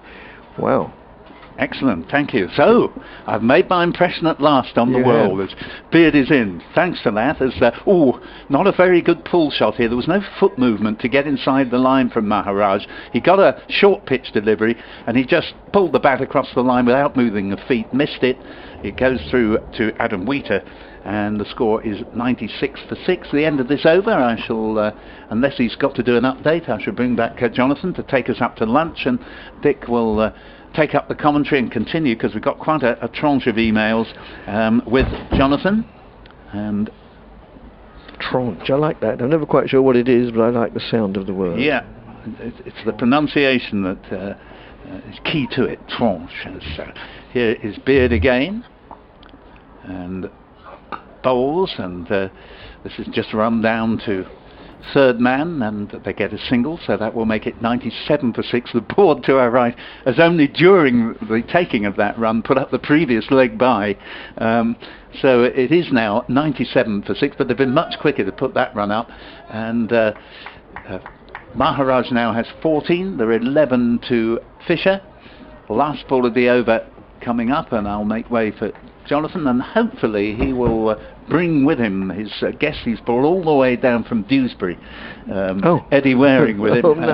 Give us. No. It's no, I agree. Wonderful. No, I mean, we must hear from him. We can't let him go away without some more Eddie Waring. As there's a single down to long leg. It's what's made the match, amongst many other things, very, very enjoyable. 98 for 6 as a single taken to long leg. Takes Matt Fisher along to 12. So 98 for 6, 22 behind now. It's all yours, Dick, and you'll be joined by Jonathan and Eddie. Well, he also briefly had Sir Geoffrey with him yesterday in response to a request. He does requests. It's a bit like Cliff Mitchellmore and Gene Metcalf. Good grief, I'm giving my age away now. Two-way family favourites on a Sunday morning. And 98 for 6. And Harmer to continue from the river end, the end from which we're commentating, at the back of a completely empty stand, because otherwise some of the spectators might have distracted the players, so the whole of the riverside stand is closed to the public. That's just played out with a mixture of bat and pad on the offside. No addition to the score of 98 for 6, still 22 in arrears, as the next delivery played defensively with studied defence by Fisher. Fisher has 12 to his name, Maharaj has 14, and Harmer in again, bowls, and Fisher plays that quietly and calmly. A tall man can get to the pitch of the ball fairly easily. It trickles back down the wicket to the blonde-haired South African Harmer, who wheels in, gives us a little bit more air, but his control of line and length is highly commendable. He can be used as a stock bowler as well as a strike bowler, which is the like of which I don't think Essex, well, certainly not in the years I've been watching them, I don't think they've ever had. And that's just played back to Harmer. Well, I'll make it sound simpler than it was. It was a thick inside edge, then onto the boot, I think, and then slowly trickled down the wicket. Harmer looked duly anguished that he hadn't had more success, as that's played with defence. The end of the over, and a maiden over from Harmer. Now 11 overs, 2 for 21, at an average of less than 2 runs per over, and Yorkshire 98 for 6. And in a spot of bother, trailing by 22, so they might get in front here, but then again they may not. Shout out to Dave Cox of Beverley over by the pavilion, just been having a chat with him. Introduced himself to me on the way around. Just had a peripheral walk. I was down the far end of the ground actually when Johnny Tattersall got out to Simon Harmer behind the batsman, so I couldn't tell what happened. Maybe you guys had a clearer view from front on. I wasn't sure. There were one or two of the Essex supporters under the Aon sign down the far end who were getting a bit annoyed with Johnny as he walked off. Took a bit of time to walk off and kicked the ground as if he was showing dissent to the umpire. I think, and I may be wrong, I haven't seen a replay, but my reading of it was that Harmer was bowling for that wicket. Tattersall was trying to avoid it, fell into the trap and was annoyed with himself. And could well be. Not that he didn't think he was out, that I think he was disappointed with himself, but I could be completely wrong. As I say, I've only seen it from behind. He's not the sort of person to show open dissent like that on a cricket field, I don't think, but maybe, who knows, it might have been pressure of the situation, the way things have gone for the team in this game. As Siddle takes over the attack from the far end, excuse me, moves in bowls, chopped well, the lower half of the bat hits it hard into the ground. Had an email from John. Not quite sure where he's John from. Logan, What's John Another Logan, Year? Yeah. Eurovision Song Contest dual winner Yes. of the 1980s. Oh, he's also emailed you. He's emailed both of us. Yeah, I've got it here, yeah. Jonathan Poole and the very early arriving Dick D. Yes, I was crack of dawn. I thought I can't put up with this stick from the other two any longer, and that's worked out on the onside, and they pick up a single. Yorkshire have been outplayed by Essex. One of the only positives from the match for the Tykes is the return of Matthew Fisher. Unfortunately, he probably won't get much of a chance, if any, of a second innings bowl. Before I go on, I've been a little bit, not exactly worried, but apprehensive about using the word Tykes. Is it derogative, or is it just another word for Yorkshiremen? Just, I think, accepted as another word, really. So nobody would take offence when I refer to them as Tykes. No, and it was a popular nickname for the team, really, until they started adding on things like Vikings, Phoenix, and well, yes, all good. the rest of it. Right, okay, I shall sleep better tonight. That's played out on the offside. Regarding Paul and Jonathan's mention of point-to-point courses, I visited all the Essex courses. My friend Darren Page won the Eastern Harriers Hunt race at Higham a few years ago.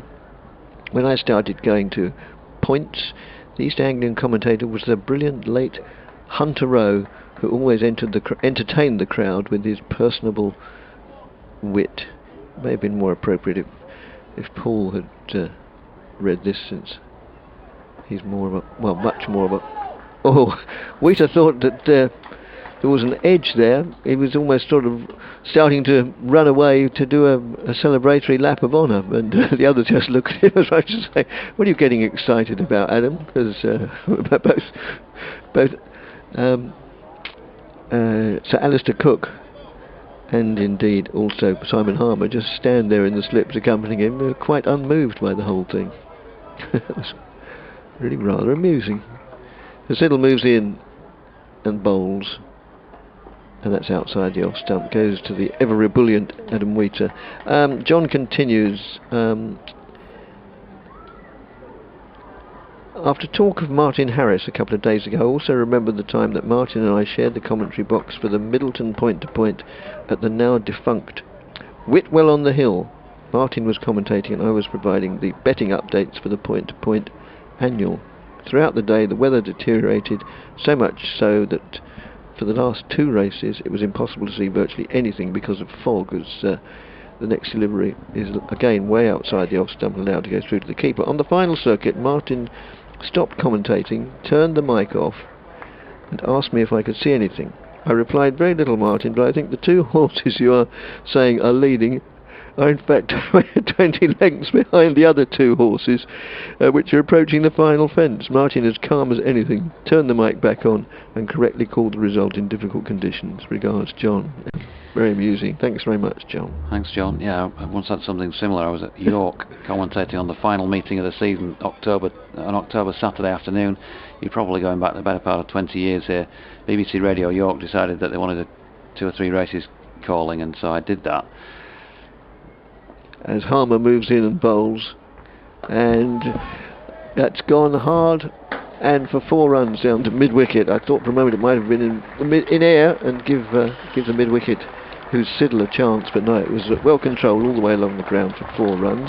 Not sure about that, Dick. I think what you could only describe as agricultural. Oh, it was agricultural. Yes, certainly was. Yes. It was in the air for quite a while. And I must admit, I lost the trajectory of it, so maybe I flattered it to say it was under control. It bounced and just shot on past Peter Siddle, who was couldn't get out to stop it. As Harmer moves in and bowls, the Maharaj goes on the back foot, plays out in the covers for a single. So I'm at this, it's a 1 3/4 mile race, the same trip as the famous Ebor handicap, but not the Ebor handicap itself. There's a big field of, let's say, 18 runners, something like that, and 2 of the horses had very similar colours. It was an October afternoon where the mizzle had sort of come down. It was a bit gloomy, probably 4th race of the day, and I called one of these 2 in similar colours the wrong one of the 2, just about all the way up the straight, and then they went past, but fortunately it didn't win because that would have looked worse. It was about 3rd. They went past the line. That's at turns, but the batsman took the bat high out of the way and it went through to the keeper. So they went past the line, and without giving it away, I seamlessly realised, because I saw the number on the saddlecloth, and called the right horse as third for the only time in the entire home straight. And you think to yourself, nobody's really listening. Oh, but they are, aren't they? And immediately down the talk back from the studio, the sports editor was in that day, and he said, "Well done, JD. I can see what you did there." That was all I got. That ball was played back to Harmer, and this one is played square on the offside. The worst atrocity I can remember committing, I obviously exaggerate with the word atrocities, but to make the point, was when I covered football. Now I don't pretend to be a great... Oh, good grief! Dreadful fielding, absolutely comical, really. I mean, it just trickled back. Harmer attempted to put a boot out to stop it. It was only trickling, and missed it. Behind him, Nick Brown attempted to put a boot out to stop it. He missed it, and they went through for a very strange single run. Yeah, Billy Smart, I think, is at the side. Yes, that's... Fred Carno's now fielding at square leg. It really was quite... Oh dear, it's a good job that... Well, I say it's a good job that one run wasn't vital. It might yet prove to be vital. I suppose the odds are against it, but... under other circumstances. The odds are very, very firmly against yeah, it, Dick. Well... There'll be a book written about this one if that proves to be vital. And Siddle moves in and bowls. And that's just pushed back towards the bowler, but down Lawrence Field. Yes, I don't pretend to know a lot about football, but it's a pretty easy game to report on, isn't it? And one lot are trying to kick the ball into one net, and one lot are trying to kick the ball in the other net. I couldn't commentate on it, but I can do reports. And Canvey Island, when they were in the Conference League, which is now called something else, which I don't know what, and I'm not that bothered, game at Canvey Island, come back, has... it's worked away. Well, good shot there. Worked away with his toes, really, for probably 3, certainly 2. Yes, they'll turn for 1 on the throw quite easily. A third run as Rishi Patel gives chase towards the mid-wicket boundary. And Canvey had scored a goal, and it was about a minute before half-time. I think they were in an extra added time, and I was just dying to do what a man has to do. I don't know, and I just thought, I can't wait any longer. So I went and 3 minutes later came back, because there was really quite a queue for this particular amenity, and that swung away to Rishi Patel. And the moment the first half whistle went, then the producer came to me and he said, "Can you have your half-time report?" And I said, "Yes, can we are winning by a goal to 0 here, but blah blah blah blah blah." And people in front turned around and said, no, they're not. They're losing 2-1. They'd conceded 2 goals in the last 2 minutes of the first half, and nobody had told me. And because it was the away team that had scored them, there was no uproar, no shouting, nothing to give me any clue. As the next delivery, all that has caused Fisher some considerable discomfort. There are all sorts of euphemisms for where he was hit. Amidships. Amidships, yes. The lower abdomen. Yeah, everybody knows what I mean. And there'll be a little while now while he takes his deep breath and maybe does a quick audit, make sure everything's still there. Sometimes the physio comes on, but I'm not quite sure that the physio can do anything really. Time and tide and a few deep breaths are usually about the only cure, but it's very, very uncomfortable. I think for a Fisher, you might say it hit him rod and line. Very good. Well, he's back in action with commendable speed, and paces up to Siddle, plays it out to mid-off, but that'll still hurt for a little while. Malcolm has mailed in. He says, as Pepsi last night consigned himself to an early bath, I can't think what else Eddie Waring would have to say about him. Where's that Yorkshire grit? That's the thing, though, isn't it? In a game like this, they're 11 behind with only the 4 wickets left. Yorkshire's tails wagged a few times this year. They still have to just keep playing and battling, and that's all the last few players can do. And who knows? Yes, indeed. That's just played totally defensively and correctly with head over the ball. Trickles out on the offside to Dan Lawrence. We've got 16 or 17 minutes before lunch. Essex will obviously be desperate to get another wicket or so. Nick has emailed in, not sure if you read this one or if it was just to our email address. Woeful performance. He says, "Hi Jonathan, after the highs following a gutsy win at Scarborough last week, how disappointing it is to see such an inept, spineless performance in both innings this week. The management, Messrs Moxon and Gale, must surely turn their attention to signing at least one, brackets, if not two, experienced batsmen. If not, I fear a rapid slide down the table is inevitable." That's Nick Briggs in York. Speaking of the Yorkshire management, I had a chat with Paul Grayson yesterday as I was wandering around, who's obviously formerly of these parts, and he did say he'd come up here sometime today and come on air with us, but I could fully understand if he didn't particularly want to, has other concerns on his mind. I believe he'd suggested the same thing to you, hadn't he, Jonathan? That's just played out on the onside. Paul Grayson coming up here, yeah. Yeah, I think it's more a case of he's back here and so many people know him that he keeps stopping him every time he ventures out of the changing rooms. Fisher was a little bit slow out of the blocks there, maybe still thinking about the injury, well, no, the inconvenience he'd sustained, because Maharaj just played out into the covers and set off for a single immediately and rather took Fisher by surprise, but he made it okay as Harmer moves in and bowls to the tall all-rounder, just plays it out on the onside to Ryan Tender-Scarter fielding at short leg. No addition to the score of 110 for 6. 10 more needed to make Essex bat again, which I'm sure they will.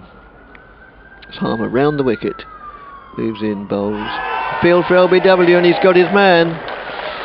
He often employs that round the wicket mode of attack for that reason, so he straightens the ball up and it would have gone on to hit the stumps. So yep,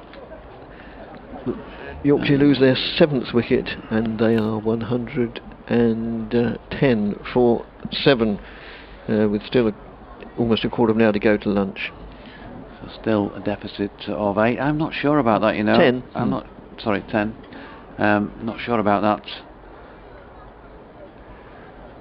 decision, I've got to say. For me, looked like it may well have been going down. Certainly going to have to get plenty of purchase on it to straighten that sufficiently to hit the stumps.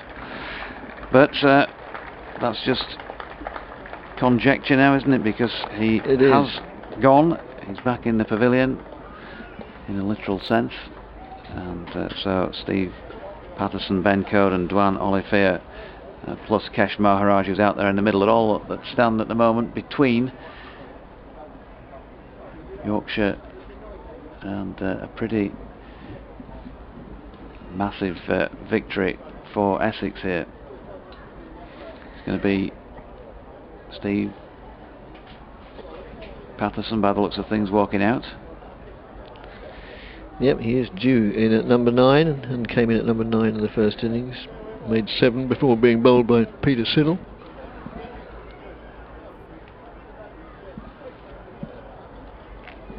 Matthew Fisher was LBW to Simon Harmer for 16. Yeah, you just heard that in Tony Choate. Tony Choate doubles up as not only the Essex scorer but the public address announcer, and we need to congratulate him because next Sunday he will be scoring the World Cup final at Lord's. We wish him well.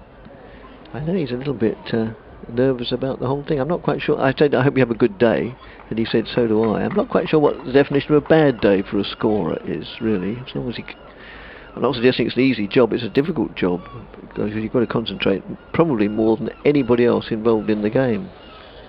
But yeah, we wish you well, Tony. Whoever the two combatants may be in that, we've no idea. As well, we have a vague idea. We know it's going to be 2 of the 4 sides playing in the semis, one of which is today. Haven't had an update lately, but if people are listening to this email, they're listening to this commentary via the website, they're quite capable of clicking on another button and knowing the semi-final score as well as we are. So that's just played out on the onside to Ryan Tender-Scarter.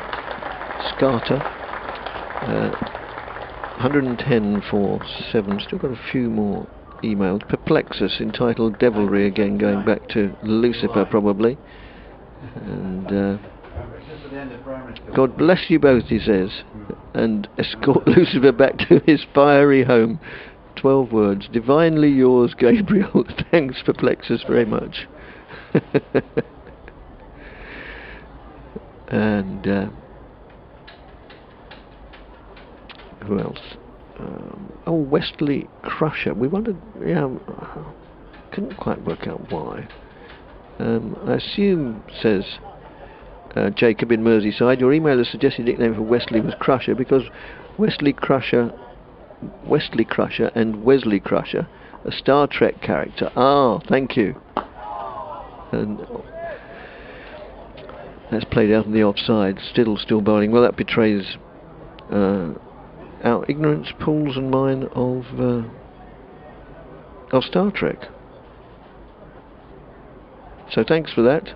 We have another email entitled Wesley Crusher, which is presumably telling us the same thing. Yes, a character in the fictional Star Trek franchise. Thank you very much. Never a day passes when you don't learn something. And that's my piece of knowledge to store away for today so far. It's played out in the offside, no addition to the score. So we've got through almost all the emails. Oh, Racing and Infernal Connections, another one from Perplexus. To connect the above two threads, coincidence punters amongst your listeners may be interested to learn that a horse called Lucifer is running in the 3:30 at Wolverhampton, presumably today. And that's just played defensively. Trickles down the onside. Maharaj thinks there's a single there. Fisher certainly doesn't, and there's no alarms. The horse is priced up at 20 to 1 and given a good chance by his trainer Richard Hughes. Good punting, Gabriel again. Well, I'll point that out to Paul. Admittedly, he doesn't flutter now. He did for many a year. We always used to say that Paul Newton was very generous and very caring because he gave all his money to sick animals. It's just that he didn't appreciate they were sick when he backed them. As Siddle moves in again and bowls, as a ball of very full length played out to mid-off, fielded by Ryan Tender-Scarter. 22 to sorry, it was Patterson at the other end, of course. Fisher's already out, beg your pardon. It was Patterson who turned down Maharaj's offer of a run. 22 to Maharaj. Did you bring me any back? Not yet, no. Oh, no, he doesn't need to go again. I'll go out and get some. We'll see. As Siddle moves in and bowls to Maharaj, and he plays that defensively, trickles back down the wicket to Peter Siddle. No addition to the score. So I now think we've got through all the emails, of which there have been a glut, particularly since it was suggested maybe we have too many. A view with which we didn't concur, I hasten to add. We welcome them with open arms. A glut of emails. Usually it's a celebration of emails if they're for the side who are going to win. And what do you call it? A glum. A glum of emails or something like that. A disappointment of emails. For those on the losing side. It's and not a very good shot from Maharaj. He doesn't need me to tell him that. Have you had this one from Charles? Charles Kitching? No, I don't think so. Okay, well here's another one then. Facing an innings defeat square on and slipping back into the bad ways, says Charles. Morning to you, or afternoon to you now. Surely when winning the toss and electing to bat in block capitals, the strategy should be to get the opposition batting on the fourth day on a deteriorating wicket. The tactics in the first innings must be to occupy the crease and bat in the very least well into the fourth session. Prioritising increased occupancy over run rate and cutting out the risky shots. Yes, I was brought up in the era of Taylor, stop, boycott, etc. But surely these fundamentals haven't changed, ? Why are our, but not seemingly Essex's, batsmen incapable of appreciating this? I'd love you both to put these questions to the players and coaching staff, says Charles. Thanks, Charles, very much. As Harmer moves in and bowls, and that's just played back to the bowler, no addition to the score. We'll have this and probably one more over before lunch. Unless, oh, dare I say it, unless 2 more wickets fall. No, it won't. No, I want to see a bit more cricket. I don't want Essex to wrap this up too soon. As it's just played out on the onside, and it's picked up by Nick Brown. It's just selfish that, Dick, because you're just thinking of extra days freelance pay tomorrow. You want it to stretch out into a couple of balls on the 4th day. Well, one would do. And that's just played defensively back to the bowler. No addition to the score. 110 for 7. It seems to be 110 for ages. But it seems a long time ago since we said they still need 10 to knock off the arrears. And so there's presumably been a flurry of, you can't have a flurry of maidens, it's almost a contradiction in terms. Well, this certainly isn't a maiden, as that's played out into the covers for a single. Jamie Porter fields it at the 2nd attempt, and a good throw comes in to the gloves. I get the impression that Yorkshire fans are very, very dedicated fans, but they can also be quite harsh, can't they? There's an element of disgruntlement when things don't go one's way. It's probably going down as an understatement. Or an attempt to, hoist that away towards the pavilion or towards the River Can fails, and it gets the bottom, sort of the inside edge of the bottom part of the bat, I would say, that hit, and it just trickled out on the onside. As a result, Harmer moves in again and bowls to Maharaj. Way outside the off-stump. Surely a wide. Surely, that's got to be a wide. He needed a number 7-8 bus to get to that one. Any other buses available also, of course. He would have needed to have been laid prone to get anywhere near it. Yes. Unbelievable. Richard Vaughan has tweeted, I don't know if you've got the Wi-Fi available to get the video of the Harmer wicket, but there was a significant amount of turn on that last wicket. Fisher didn't have much of a chance. I haven't seen it, no, but just from the angle we're at, and hasten to add, we're not straight on behind Simon Harmer's arm. We're a little bit to the leg side of the bowling stumps as that wicket was, that ball was delivered. But to me, it just looked like it might have been going down. Doesn't matter, it's in the book. But that was just my thought on it. And Sean in Roundhead says, I know you've got to put an optimistic slant on things, however the tail is going to have to wag like a lost puppy having an epileptic fit to stand any chance. 2 hopes, Bob and Enville. Oh, wonderful. I don't like have that. to put an optimistic slant on things at all, but this is cricket, and it can make you look a fool if you write a team off. It can indeed. As Siddle moves in and bowls. Oh, and that squares up Patterson, but he gets enough of the bat on it to deflect it out to Nick Brown. You know, if I only have to go back to last week's game where Steve Patterson went in and got 40 odd. Ben Code got runs in, both innings. If I hadn't, given Yorkshire the opportunity, if you like, rather than writing them off and said that they may still be able to score a few, who knows where that game might have gone. That's right. So you can't be writing teams off. As Siddle moves in and bowls to Patterson. Patterson backs away slightly and plays it out just backward of square on the offside, but Nick Brown fields it comfortably enough. And after all, and DT laughs at this, but it is true, I was at Headingley in 1981 when Ian Botham walked out to bat. Were you? With Graham Dilley, yes. So having seen that, why would you, wantonly go around wanting to write a team off? Yeah, I just agree. like that. I agree. Paul's very kindly disappeared off with my meal voucher. I say very kindly, he might be going off for a second helping. And that's played out down to wide third man. There is a fielder there, it's Aaron Beard. They go through for a single. Yes, I wonder what's on the menu today. There'll be a variety of curries and then something else. There was something that purported to be sort of a doff of the hat to our Yorkshire guests. It was something with Yorkshire pudding, but I rather understand that it bore little relation to the real McCoy. Jacob said, afternoon, Jonathan, Dick and Paul. Can I make a request for Jonathan to attempt a Kevin Peterson impression, enjoying the commentary as ever? Siddle moves in, bowls to Maharaj, and that's played out on the offside, also to Nick Brown. I'll be doing an update into the 1 o'clock news, but the players will be either on the way to lunch or actually lunching by that time, so that shouldn't be a problem. We don't have problems nowadays, we have challenges, of course. I must use the correct terminology. Nobody has problems.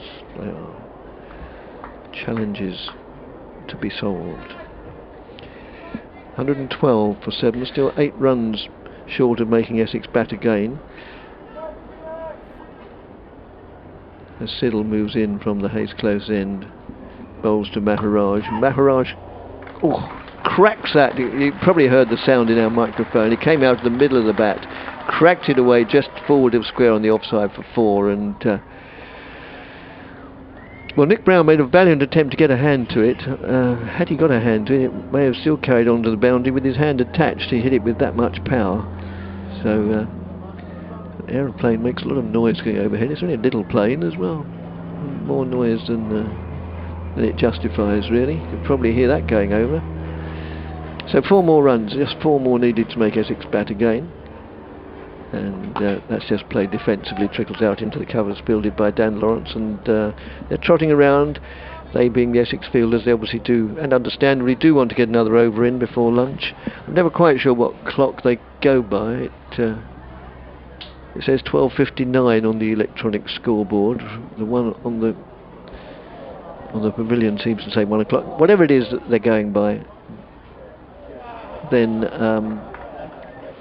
they're still... Oh no, they are going off. They are going off after all, so they're not getting that extra over in.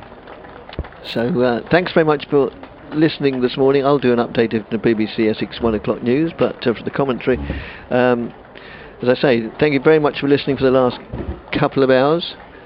Hope you've enjoyed the commentary. Obviously not so much as if you're a Yorkshire supporter, because they've lost 4 more wickets in taking their overnight score of 38 for 3 onto 116 for 7. But we'll be back again in 40 minutes time, and between the three of us we'll take you through the afternoon session and however much more there is of play today.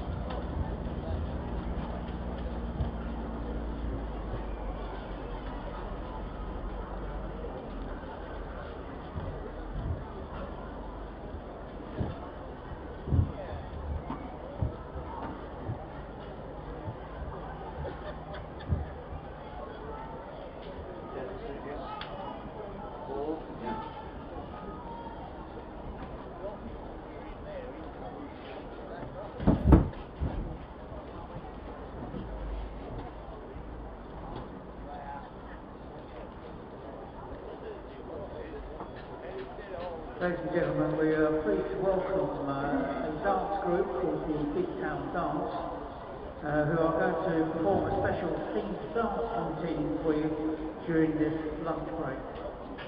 The aim of the group is to raise the profile of dance in Essex and surrounding areas, working with 5 local schools across Essex.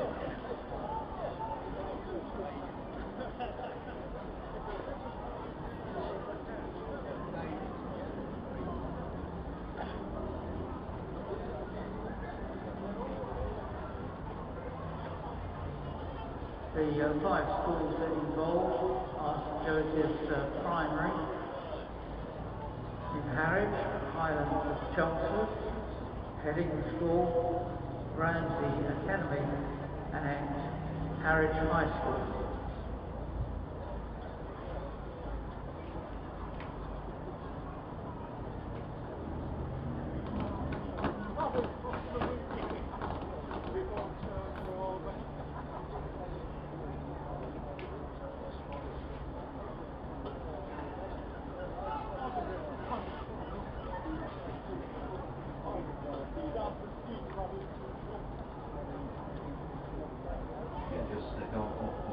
Yorkshire on 116 for 7, second time around. That's still a deficit of 4 runs on Essex first innings with just over 3 wickets remaining. Cash Maharaj played well for 26 not out. Steve Hampton's joined recently, not out soon. 4 wickets to 4 this morning, and wides at Harry Brooks, and also Johnny Tattersall and Ian Fisher have all scored runs in the team, have got themselves going, but not managed to see it through. And at the moment, Yorkshire really trying to avoid some embarrassment. They trail by 4, 116 to 7.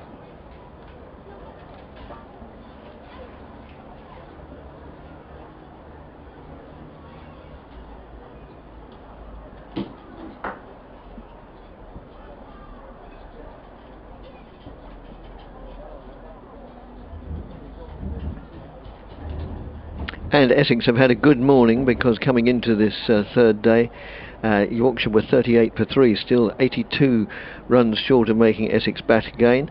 Well, Essex have taken 4 more wickets, and at lunch the visitors are 116 for 7, so they still need 4 more to make Essex bat for a second time. Porter took 1 wicket, the important one, well, they're all important. Adam Lives for 14. Peter Siddle took the wicket of Brooke for 12, and then unsurprisingly it was Simon Harmer who came into the attack, and amongst the wickets he disposed of Tattersall for 14 and Fisher for 16. So Essex need 3 more wickets to tie up another victory, but it probably won't be until after Yorkshire have got at least 4 more and obliged Essex to bat a second time here at a somewhat overcast county ground at Chelmsford.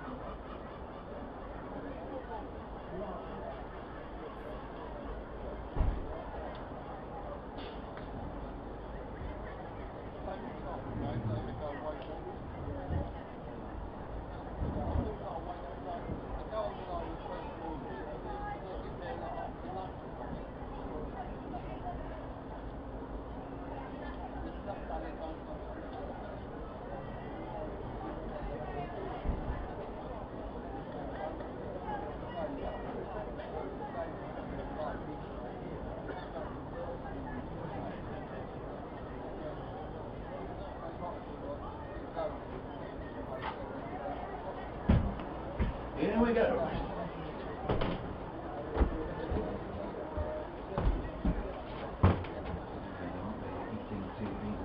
116 for 7 Yorkshire then, their trail line all just as 3 seconds in wicket standing, trying to avoid embarrassment really here at the county ground in Chelmsford. Maharaj, who batted pretty well in the first innings for 20 odd, is 26 not out second time around, and skipper Steve Patterson, East Yorkshire, of course, not out on 2. 4 wickets lost in the morning. Adam White, Harry Brooke, Johnny Tattersall and Matthew Fisher all scored in the teams more or less, got themselves going, but couldn't see it through. Peter Siddle's bowled superbly again for Essex, 3 for 17 for him, and Simon Harmer is with 5 wickets in the first innings, that's 3 for 29 in the second. And really, it's just a question of firefighting, trying to put something on and take a few wickets and a bit of pride back into Yorkshire with them, because this game is slipping away. Yorkshire 116 for 7 in the second.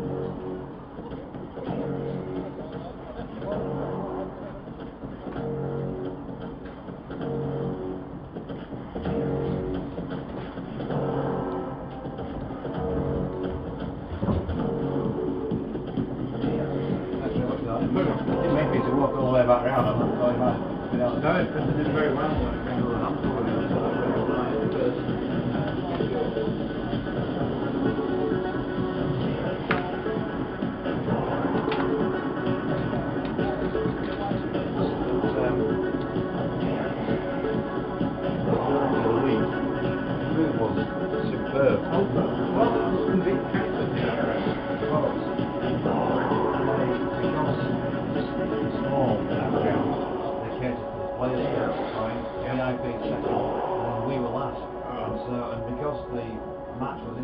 by rain, so lunch was at odd times. Yeah, I missed one of my updates, a 2 o'clock update because of food, and they've not gone off until 1:30.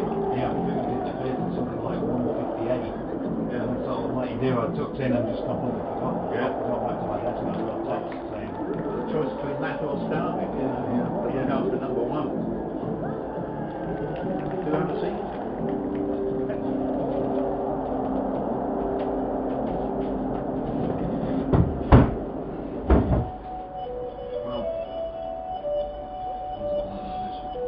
It is, yes. It's not losing so much as the manner of the defeat. And as that caller Charles absolutely put his finger on it, if you win the toss and bat first, you can't be happy with sort of batting well over 2 seconds, even though they've scored at a fabulous rate. But you need to occupy the crease. I would say that if you knew you were going to be bowled out for 250, and hypothetically someone comes up to you and says, now, you're out for 250 here, but I'll give you a choice. You can choose how many sessions you want the 250 to take. You don't take 2. You say, oh, we were feeling on colour, we'll take 5. Suddenly you're actually in the game if you take 5 sessions and make it.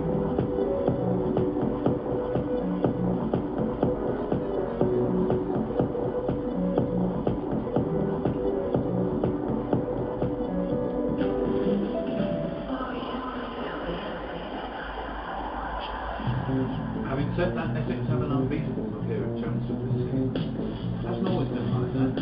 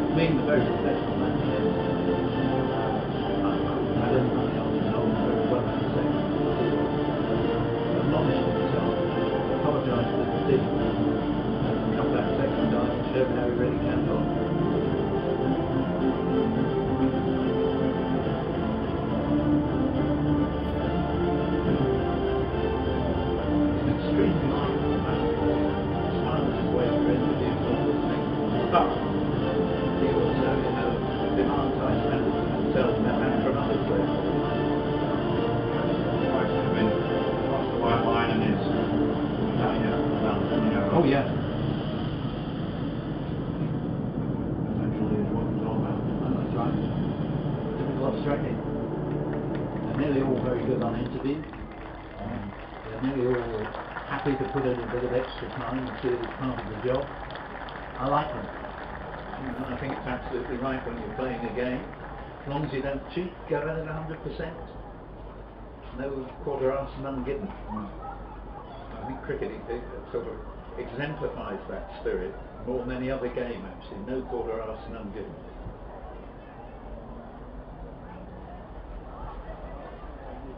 And hopefully everybody happy. Sadly it doesn't happen much nowadays, but everybody happy to go for a beer, you know, at the end of play. Yeah, PG was just saying this morning that's gone. So a lot of experiment. It has, unfortunately. I know that a couple of nights ago, some of the Yorkshire lads went to Jamie Porter's for a barbecue. But yeah, probably half a dozen. So it's still some offerings out there. Yep. You know, you used to get the days, and you heard about the days where, you know, they all looked to whoever's for a barbecue on the Sunday of a test match and both teams and yes, exactly. Live and all. Yeah. No. And they must have been absolutely great days to play. No, I agree. Quite often gave it to each other on the fields, yes, and then gave each other a beer, you know. Quite often, before the days of much transport, each team would put the other up. So, you know, if you were a player, you'd be expected to put at least one of the opposition up. And you know, it wouldn't make any difference if once you're out in the middle, you know, you're sort of getting on for sworn enemies. But at the end of it all, you spend the night together and you know, I mean, here, when I used to come down here, even in the cricket hall days, which began in the later part of the 80s, the teams would go to a pub just around the corner. I think it's called something like the Sparrow, and they'd both get together. I remember one of the Glamorgan players once saying that, I think it was probably Eddie Bevan who was telling me about this, but Glamorgan were playing Middlesex one day. They had a young spinner making his debut, and Mike Gatting said to the Glamorgan skipper, do you mind if I have a chat with your spinner this evening? And he said, no, not at all. And Mike Gatting gave him the benefit of his experience and how he could improve it. Exactly. And why not? You know, I just thought we should have been good enough to play in an area like that where you could go out there on the pitch and then be mates off it, and you know, all the tales that you get each other, and tales that you make yourself when yeah, got a few too many beers one night. Yeah, absolutely. Fantastic to be able to do that. I agree. I suppose the players who come through these days who have never seen that, they don't miss it, do they? No. But there are still people around, you know, like PG in the 40s who remember playing during those days at the start of his career. That's right. And some of the stories, you know, that you hear, you know, on the coach or that sort of thing. I mean, legendary and great fun. Well, I'm glad. I'm glad. Repeatable. Yeah, I'm glad Paul's, you know, bounced and got a decent job or two after Essex, because he went up to Durham originally, and it didn't end well for him here. No. And what had happened was, I mean, he used to say quite openly to some of the spectators who he got on very well with, he used to say, half this lot, meaning Essex, are unmanageable. And he didn't get on with James Foster at all. Whereas the previous captain, Mark Patini, he got on incredibly well with, and surprise, surprise, he had a very good record whenever Mark Patini was captain. But Foster was an absolutely wonderful player, but you know, they didn't get on, and it kind of, you know, went from there. People like Jesse Ryder was always going to be a nightmare, whoever had the job of having him to deal with. Not that he wasn't a bloody good cricketer, he was, but he was very intractable. Very good athlete, according to PG, from conversations I've had. He said, so just because of his size, don't get confused that he wasn't athletic. He said he was actually a better athlete than people ever give him credit for. The trouble was, some days he didn't want to know. I've seen him get out deliberately on several occasions. I mean, he'd walk out there in a T20 game and he'd just indiscriminately try to smash everything. And you know, he would hit 3 or 4 boundaries in an over, be out for the last ball. Just a careless, from a full toss, he just toss it up in the air and walk off. Very difficult to manage that side of the Yeah. Players with ability who are a bit sort of maverickish. And I think the indiscipline of having, so what it needs, you only need one bloke to step right out of line in a team, and it spreads, you start getting factions. Some will say, I think Fred's quite right, and others will say, no, that's not right at all. And before you know it, everything's disrupted. Yeah. It's never nice to hear that. No. I mean, even Stuart Law, as much as he was a great batsman,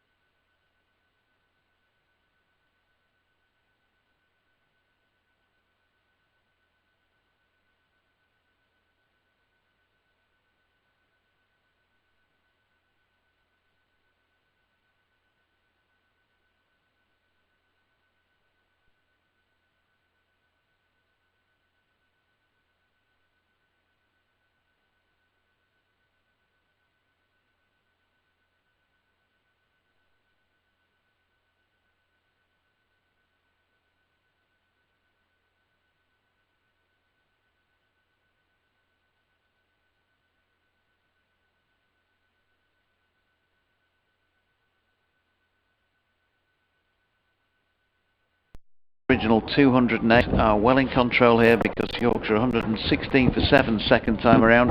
That's a deficit of 4 with just those at 3 second innings wickets standing. Steve Patterson, Yorkshire skipper, is about to face Simon Harmer. He's not out too. Kesh Maharaj at the non-striking end is 26 not out. And Harmer in, an appealing first ball to a delivery which must have pitched somewhere around about leg stump or just outside. No interest from umpire Paul Pollard at this, the river end of the ground. Paul Newton alongside. Dick Davis will be back in a half hour or so if required. Could be. Did not bat. Who knows? As Harmer is turned to leg by Patterson, and that is fielded by Brown. Emails to get to at the end of the over, but as usual, rapid fire stuff from Simon Harmer, who is right arm round the wicket, and a good delivery to Patterson which beats him, and hits him high up the pad, drops off into the offside. Jamie Porter going through some practice bowling actions. He's out there at a wideish mid-off, just a little bit deeper than the wicket ends. Harmer, number 11 on his back, 8 wickets in the match so far, is in again. Patterson pads off, the ball disappears backward of square on the leg side. Just the 52nd over of this Yorkshire second innings. And Harmer in again. Patterson has to play at this one, drops it down to short leg, and there's no run. Crowd has definitely dwindled on this, the third day. Working day, of course. Harmer in again. Patterson pushes forward, and that's the end of the over. So to those emails, BBC West Yorkshire Sport at gmail.com is the one I received them on. It says, hi all, this is from John Logan. Jonathan's mention of the York races commentary reminded me of the Badsworth and Bramham Moor point to point at Wetherby a few years back. After torrential rain all day with mud splattering everywhere, the commentator, the Right Honourable Christopher Lee, no relation to Mr Scaramanga, managed never to mention the names of 2 horses who were first and third for much of the final circuit in the Ladies Open race. Both jockeys had dark green colours, one of which was a colour change. The jockey, which was in second, had bright orange coloured silks and were the only ones visible in the conditions. So Chris's commentary over the last 4 fences until the last 100 yards was, at the 4th last, it's the one with the colour change in front, from Jill Dawson on Name of the Horse, can't actually remember it, but no mention of the horse in third despite them being close up. Finally spotted Jill Wormall on P-Jade was the horse in front 100 yards from the line. Times can be tough for commentators sometimes. It's very true, and even at cricket, people sort of quite understandably sitting at home will at times think, gosh, this lot aren't very good today, and sometimes it's because you're in conditions that are very, very difficult to see what's going on, as Dick and I discovered at Hove one day, when we had these sort of diagonally slanted windows and a low-slung sun, with the net result there was so much glare off the windows that we could only make out vague shapes in the distance. I remember describing the new batsman as James Foster when in fact it was Ryan Tenduscarter, and so I could go on. We even had someone interrupting, and Dick had to go out and try and sort him out because he thought it was one of our cars that was blocking him in, which it wasn't. But it was one of those evenings when everything happened, and one of our esteemed gentlemen of the press next door confronted Dick later. You're not missing cricket because we've got to hold up while they look at the ball. He confronted Dick and said that commentary the other night was the worst I've ever heard on BBC Essex, to which Dick replied, well, one of them's bound to be, and there's no arguing with that. Whatever you do, there'll always be a best ever commentary at any given stage and a worst, and that we'd willingly hold our hands up and say it was the worst, not least because we couldn't see what was going on. Worked at the Badsworth and Bramham Moor point to point a couple of years back as well. It's not any longer at Wetherby Racecourse, but at Askham Bryan College, just on the right on the side of the A64, not far at all from York races. No, there's some great point-to-point courses up and down the country. My own particular favourite is a course called Honeycutt, and that is spelt Holnicote, Holnicote, and that is between Minehead and Porlock down in Somerset. Very, very pretty course indeed. Meanwhile at Chelmsford, Jamie Porter will resume after lunch then from the Hayes close end. He's bowling to Kesh Maharaj, who gets a delivery that keeps it a little bit low, but a solid block. I've been quite impressed actually by what I've seen in terms of battling from Maharaj. It was LBW to Simon Harmer for 26 first time around, and he's got the same score again here, but in terms of his scoring shots, not without ability. Steve Patterson having a chat with Rob Bailey at the non-striking end, because there's a hold-up as Jamie Porter waits for the ball to come back to him. It now does, and he's in again. Then 2 slips in place, waiting for a nick, but he can't get one this delivery, and again solid block from the number 27 for Yorkshire, Maharaj. We've heard from Sean Cooper, who says, "Afternoon, gents. As Yorkshire unfortunately subsides before Essex, perhaps you can answer a question I've long had. When the England team obtain a county player for play, as for the ongoing World Cup, how is the county side compensated for the loss of one of their key and presumably best players? Monetarily, I guess, but that is rather cold comfort, as such things don't score centuries or take fifers. There's more, but we'll come back to that." Because Porter is in, and Maharaj again, very similar delivery to the previous 2. It's right behind it and blocks one that's keeping a little bit low on him. Sean continues, "Watching Yorkshire this season, I cannot help but reflect upon how much stronger a side they would be with Root and Bairstow, brackets, but I'd still back them to beat anyone, of course. With gratitude for your excellent commentary, as is your goodly custom." Sean, thanks ever so much. Very nice to hear from you from America and from Detroit, Michigan. And not only great to have your listenership, as we'll come back to that after this ball. Porter in. This time it's shorter of length, good delivery, and gets a nod from Maharaj as it leaves him, but he did offer the bat at it. But you're absolutely right with your point, Sean, because I always remember interviewing a legend of Essex cricket, J.K. Lever, who had so much to do with the successful period in the 80s. And Gooch had missed 3 years because of the rebel tour to South Africa, and in one of those 3 years Essex had a great season in 84. Gooch got 2,559 runs, and I'll continue with that after this ball. In comes Porter again. Maharaj, full-blooded drive up to mid-off. No run. And John Lever said, "It's great having some of your players playing for England," and he said, "but it doesn't half muck up your chances of winning the county championship." And there's no doubt about it, there is no compensation.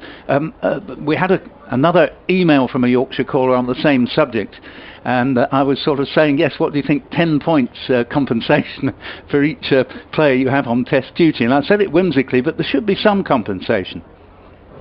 Maharaj this time cuts to a short ball from Porter, and he's going to pick up a boundary across to the pavilion side. Nicely executed shot. Maharaj the top scorer in his Yorkshire second innings. Not difficult to do, admittedly. 30 he is now from 37. Patterson 2, and at the end of that over it is 120 for 7. Yes, I mean, Yorkshire won the game here, the equivalent fixture last year, despite being bowled out for 50.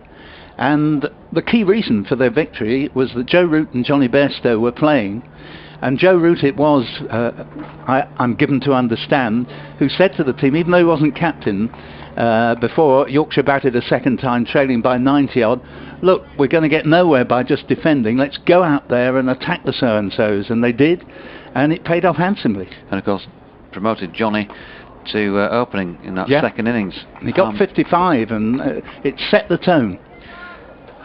Harmer's first delivery pushed out into the offside by Patterson, no run.